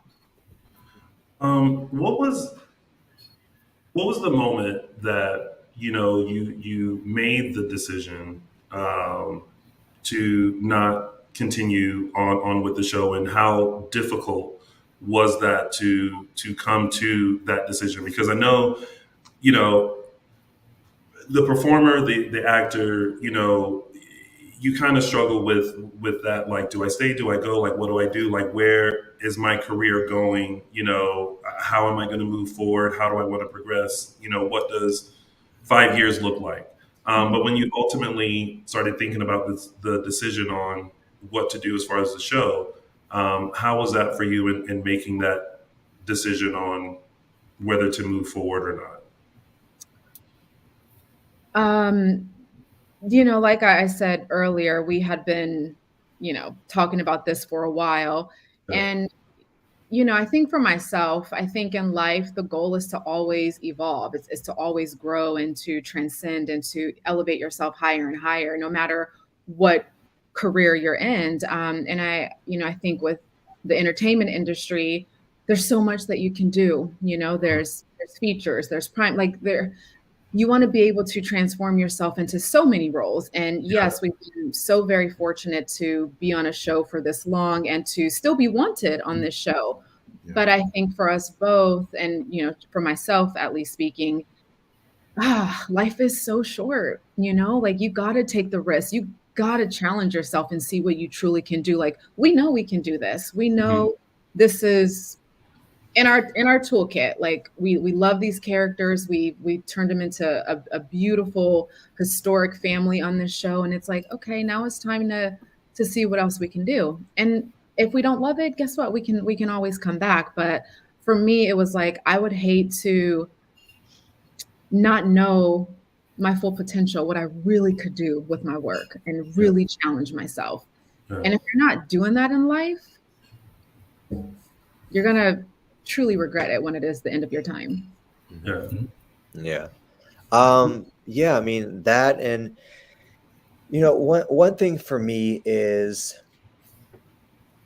feeling, right? So when I first started Days, every time, I would do a scene, there's always, you get out there, there's always a bit of nerves, there's a bit of excitement, it's that feeling of I'm a little afraid, I'm a little nervous, but I love this, right?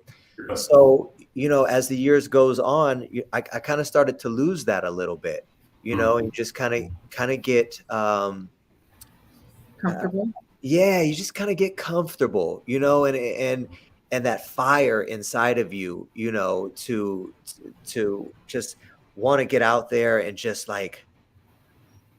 do the best work. You just get comfortable, and I just felt like I just got comfortable.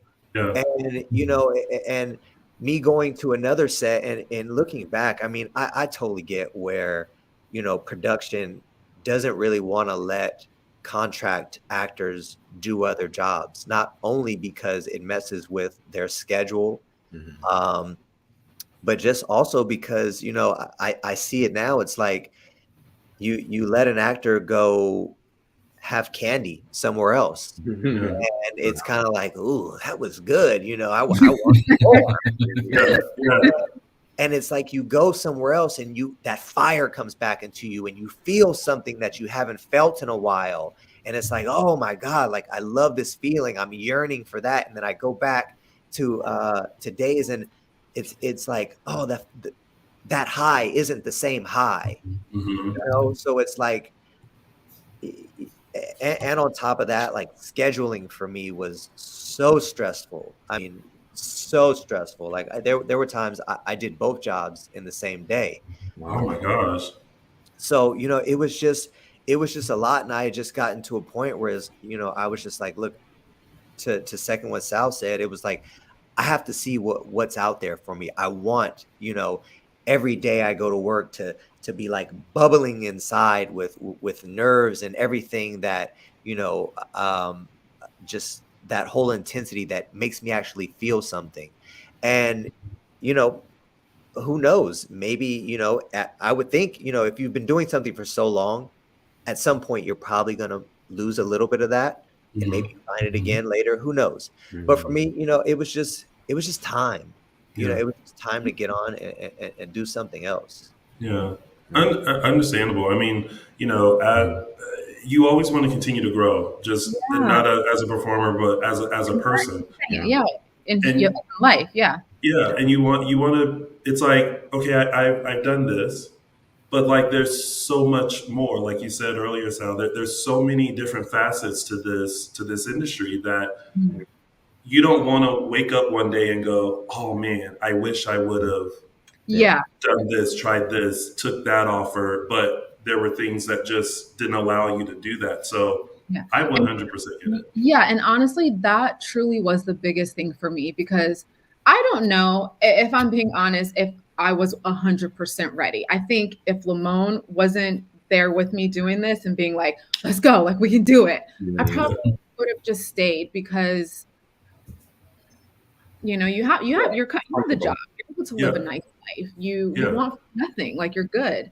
Security, security, and that's a big thing for me with how I grew up, and just it was a huge thing for me. But there was something in me that was like, girl, like you have so much inside of you. You are so powerful. You have such a strong voice, and you need to get the fuck out there and do it. And it was like, if I don't do it, I'm going to sabotage myself and stay in this comfortable place because I'm so afraid to jump off the fucking cliff.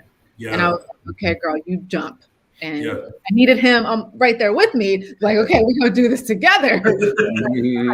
Like, I remember texting him, I don't know, maybe a couple of weeks ago. And I'm like, we did it. We did it. And he's like, we did it. Yeah. It's hard, Yeah, and on the other end of that, it's tough leaving a steady paycheck. Yes, you are now entering a world where are giving you a job. Like, I'm here, I'm giving you a job. Like, here, somebody's like, here, I will. Here's money every week, and you're like, no, I'm going to turn my back to guaranteed money and just see where I can find some. It's scary, but like Sal said, you just have to take that chance and just see what's out there. Yeah, that freelance life, I know all about it. Just out here, just like, what we gonna do next? When you take risk like this, like you really discover who you are and like how powerful you are and the things that you can do in life. These are the moments that truly define like who you are. When you take risk like this and you trust in the universe, you trust in God. It's like, okay, like I'm gonna be okay no matter what happens. Like there's no regret there. Yeah, exactly. We want to take a couple of fan questions because the fans have been in here like all throughout, just asking tons of questions, and we've been like, just and I'm like, I don't want to be like, all right, well, thank you guys so much. It's been great. And then the fans be like, how come you ain't answering our questions? It's like, you're yelling at us now. Sorry, guys. So now we're going to get into a bit of little fan mail. Y'all know how we are. We always have all the stunts and shows here. So first off, we have one from Ariette. Who wants to know? Now she wants to know your favorite Elani moment for each year, but I'm just gonna tweak it and be like your favorite Elani moment. Which, by the way, I feel like she might be the person on Twitter too who gave a long list of moments. Yes, Ariette is the one who created our Elani fan base. So we give her so much love right now. Yes. This girl he put in the work for us, for real. Go ahead, Sal. You want to go first? What are we doing? Just 1 year? Just overall? But maybe just some favorite moments that you all have. Because listen, I told them earlier, I was like, I can barely remember what happened last week. I would not want to put y'all through like, okay, in 2015, that moment was good. 2016, that was cute. But just your favorite Elani moments. I think I'm just gonna do my top moment. Besides the wedding, I'm gonna say when they finally came back together after he was with Gabby and she went to the nunnery, and they came back together. When you really got to see like how strong these characters, how strong their love was. And we don't need to go into that night, but somebody retweeted that. Yep. They re-showed what Lamon had tweeted. And it was something like you thought Lani was a nun, and it was that moment. Nun or something like that. Yeah. But no, but before all that, just how strong their love story was. So that's definitely up at the top. Yeah, I mean, there's so many. I think they have a lot of great moments. Honestly, they really do. They're like David Abraham. That's when we started to see their friendship, their connection. Yeah. They have a lot of moments. I always say one of my favorites is the wedding that didn't go through. Oh, yeah. Yeah, that was one that I always like, and I do. I love the scenes where we did when I found out that I went to look for. My character was looking for Kristen, and that's when I ran into you, and I was like, "You're a nun." Oh yeah, yeah. Oh, you gave me some love. Oh, you gave me some. Yeah, so I like that a lot. So yeah, I would say those two. And a scene that always kind of sticks out in my mind is, even though I wasn't a fan of the storyline, was the whole jungle fever. But when your character was with JJ, and we had that conversation, maybe we were on the rock, we were sitting on a rock, and it was like maybe it was the first time where we stranded on the island. Yeah, when we were on the island. And it was the conversation where, I think I was basically telling you, like, he didn't know what he had in you because you were all these great things. So that's another scene that, honestly, I think that scene is what brought them to put us together, I think. Yeah. So that's another scene, that always sticks out of my mind. That's a really good scene. Yeah. And then I just love all the playful stuff that they added with us. Like, I felt like we got to play a lot with each other, like the pillow fight. Just like all these little cute little moments that are just fun to see. And we all love that stuff. Yeah. Let's see. Samara Harris wanted to know, I mean, obviously besides each other, which co-star will you miss the most? I mean, I miss Sal. Like, I'm like, of course, Lamon. I haven't seen him in I don't know how long, and I'm like, we haven't seen each other since what, the last day of shooting. Yeah, it's like Lamon was, it was a big part of my life. I'm like, we see each other every day. We ate lunch together. We spent so much time together. So to not be around you, it's hard, Aww. We used to have the laughs we used to have in the room, just chopping away the scenes. People would come into our dressing rooms like, "What are y'all laughing about? Like, like ain't nothing that funny," and we just in there cracking up. I don't even know. We're just two goofballs together.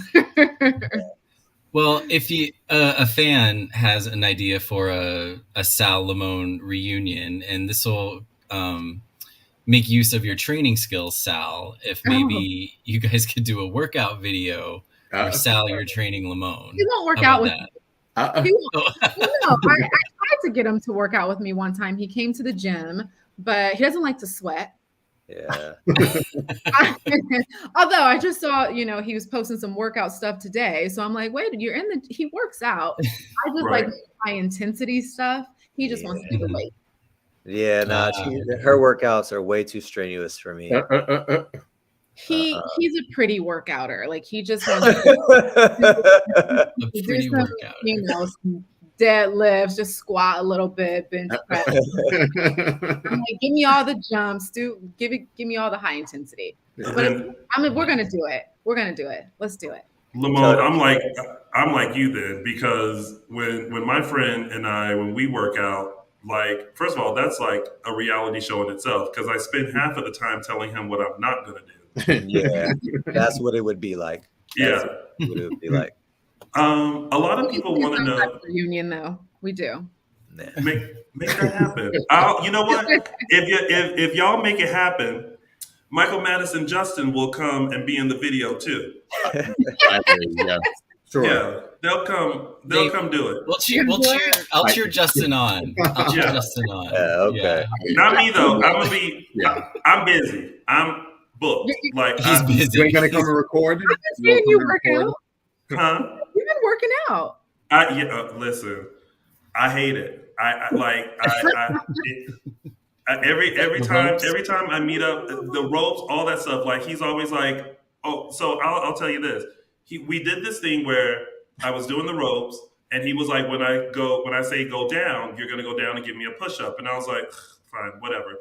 So I'm doing the ropes, and he's like, okay, down. All right, get back up, down. Down. I said, no, bitch, I just got up. Like, you're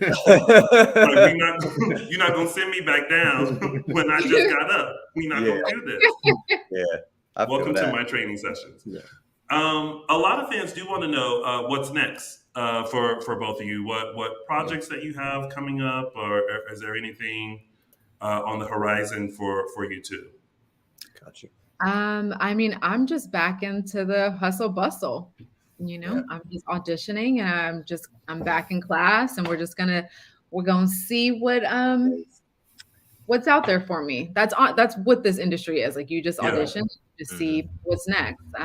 So I'm kind of I'm throwing myself out there in everything. Like, I'm not turning anything down. Any audition I get, I'm just putting myself out there, and then we'll see. Something will definitely hit at some point. Yeah, we're gonna send some good juju out there to you. Again, just auditioning. I did shoot a TV movie with Tamala Jones, Brian White, Tisha Campbell. I didn't have any scenes with her, but I heard Jackie Henry was in it. Harry, she was in it as well. What was it, last week? I shot but I did a pilot for a podcast. What do they call those? A scripted podcast. Oh, nice. As well. So yeah, but back to the grind. Yeah. Definitely back to the grind, and getting back in school and just making it happen. Yeah. And how do you guys feel about that? Like, is there a worry? Is that excitement back? Like, how? Both. How is it? Yeah. Mm-hmm. Yeah, it's always both. It's all of the above, because you never know. And I mean, there's so many talented actors out here. It's like, I mean, you just never know. Like, it is really hard, but we're gonna be okay. Yeah. Lamon and I, we're gonna be okay. We're too talented to not be okay. Like, we're gonna be okay. Well, Sal, some of the fans have some ideas on what your next project could be. We have the text to go with it. No, just ideas. Someone said Sal should be a Charlie's Angel. Well, that's one. I could be a Charlie's Angel because my best friend was already a Charlie's Angel, so I can't take that away from her. Mm-hmm. But thank you. That's a good one.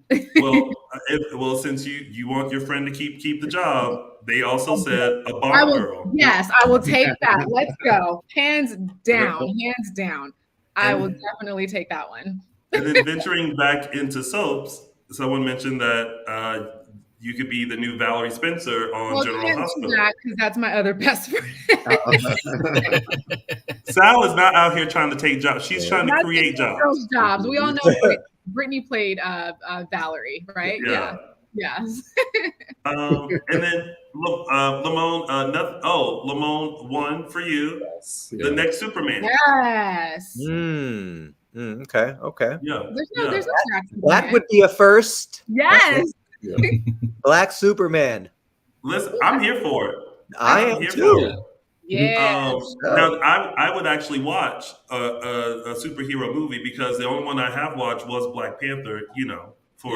Because sports cause. But other than that,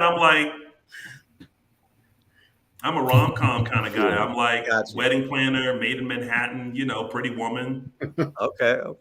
Very that. Also, Lamon, a lot of people are saying that they're going to miss the bloopers that you used to post, which it's funny because a scene popped up on my phone, because my phone does a thing where, like, it reminds me of stuff that I took or had years ago. So this week, the scene popped up, and I think we talked about it one time when you guys were on.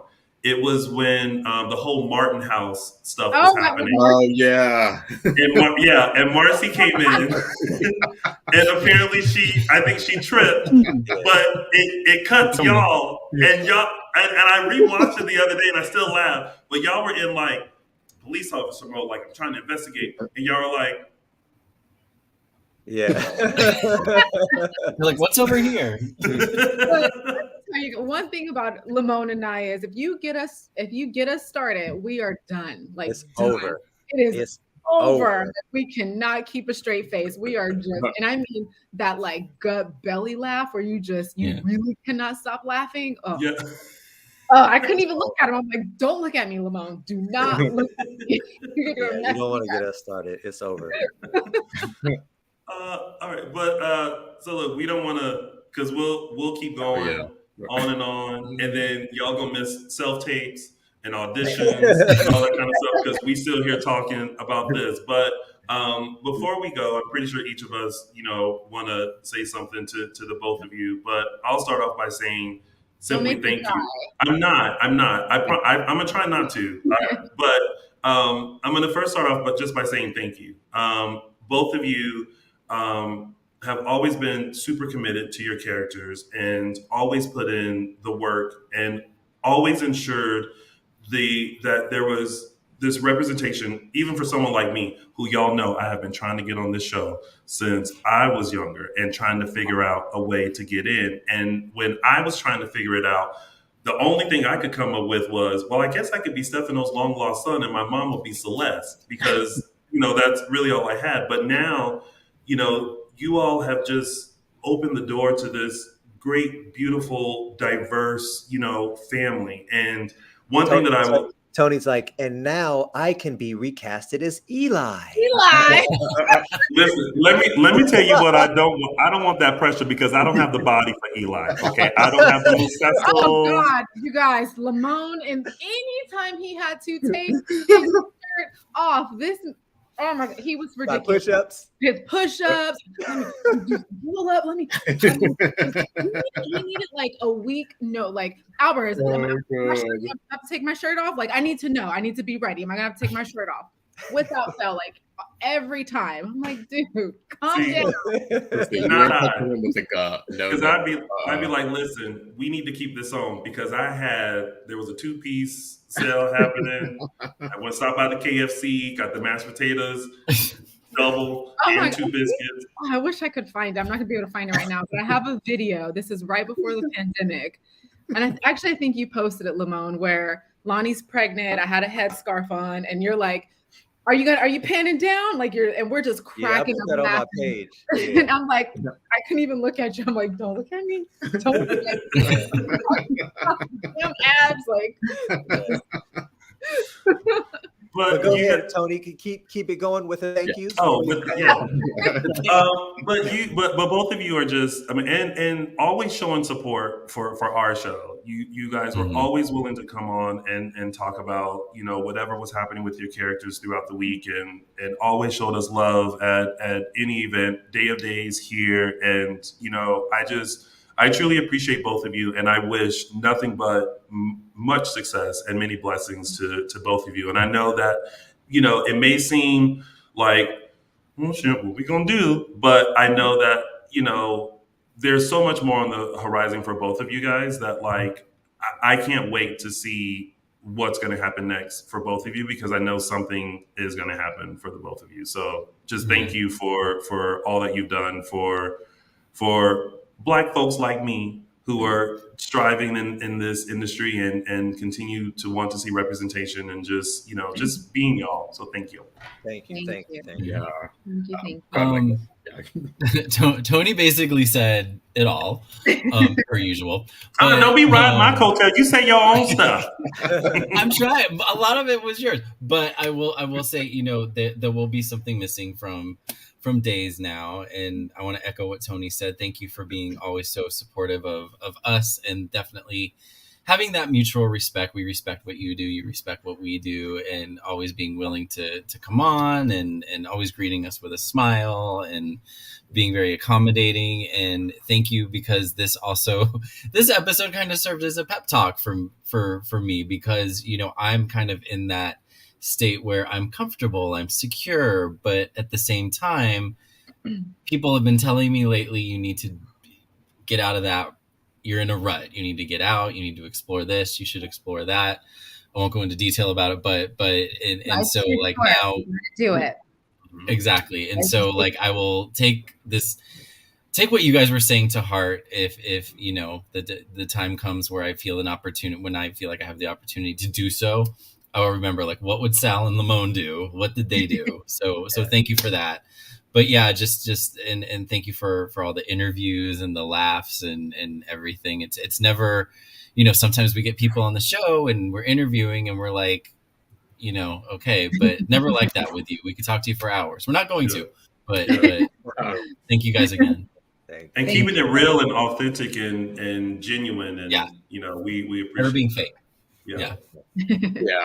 I just want to say thank you for the representation. Thank you for the culture. I remember watching in the 90s, and we had Abe and Lexi, and we had Celeste, and we had Caprice, and we had Jonah and Wendy. And it was like, okay, we have representation here, and it's good. And then it, you know, sort of went away, and Days was devoid for a long time. And just, I think with you two coming on, it was a perfect opportunity to put all that in the forefront and to really build something. And I think having both of you at the forefront of that is what helps solidify that for a lot of people. So yeah, again, just thank you for that. The representation, the culture, seeing, you know, it matters when we see each other on screen. Yeah. And we see things that we recognize from our culture, the jump in the broom, the big mama, the colloquialisms, like it all comes across, even if it's not highlighted, even if there's not a spotlight on it, but it's seen, it comes across, it's appreciated. And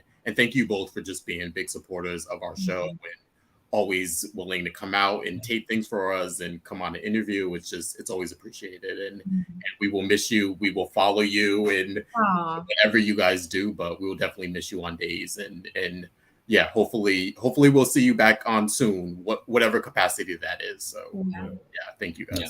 Thank you. Thank you so much. Now, of course, before we go, the fans are going to be like, well, what they got to say before they leave. So any parting words before we hit end on this broadcast? Lamon? I would say, you know, first, it's like an acceptance speech, right? I'd like to thank. Yeah, I know, right? But the fans, you know, a big part, a huge part, if not all, goes, you know, to the fans. I mean, they are the ones that sit there every day, watch this show, root for the pairing, root for Elani, tweet about us, put us on Instagram, and just create the fire that, of course, the producers and writers see. So that gives them the knowing to keep writing for us. It's working, you know. So I, you know, of course, thank you to the fans, you know, for supporting us. I'm extremely appreciative to everyone at Days, producers, writers, and everyone to bringing me on to the show and, you know, allowing me to, you know, bring something to Eli, and bring something, you know, special to Elani. I'm extremely thankful. I'm proud of what Sal and I have done with our characters, with the couple, and have brought to the show. And I just hope that, you know, it continues. And, you know, when I say continues, I mean representation. And of course, I want to see more Black characters, you know, that are on the show. And, you know, everything is love. You know, there's no bad blood or hard feelings in any direction. You know, everything is all good. So it's just one big thank you and appreciation. Yeah. So I mean, Lamon said it all.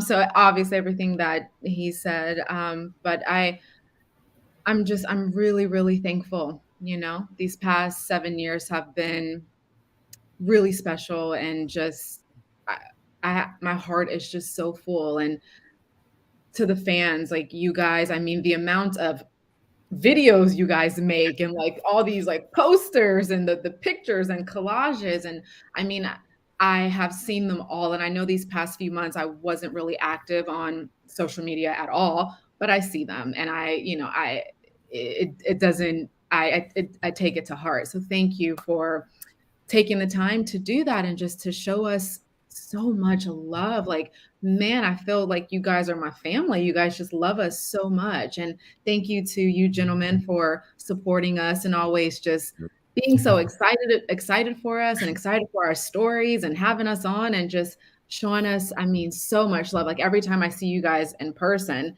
you know, especially just seeing you at the Emmys, it's like, I got to go talk to you.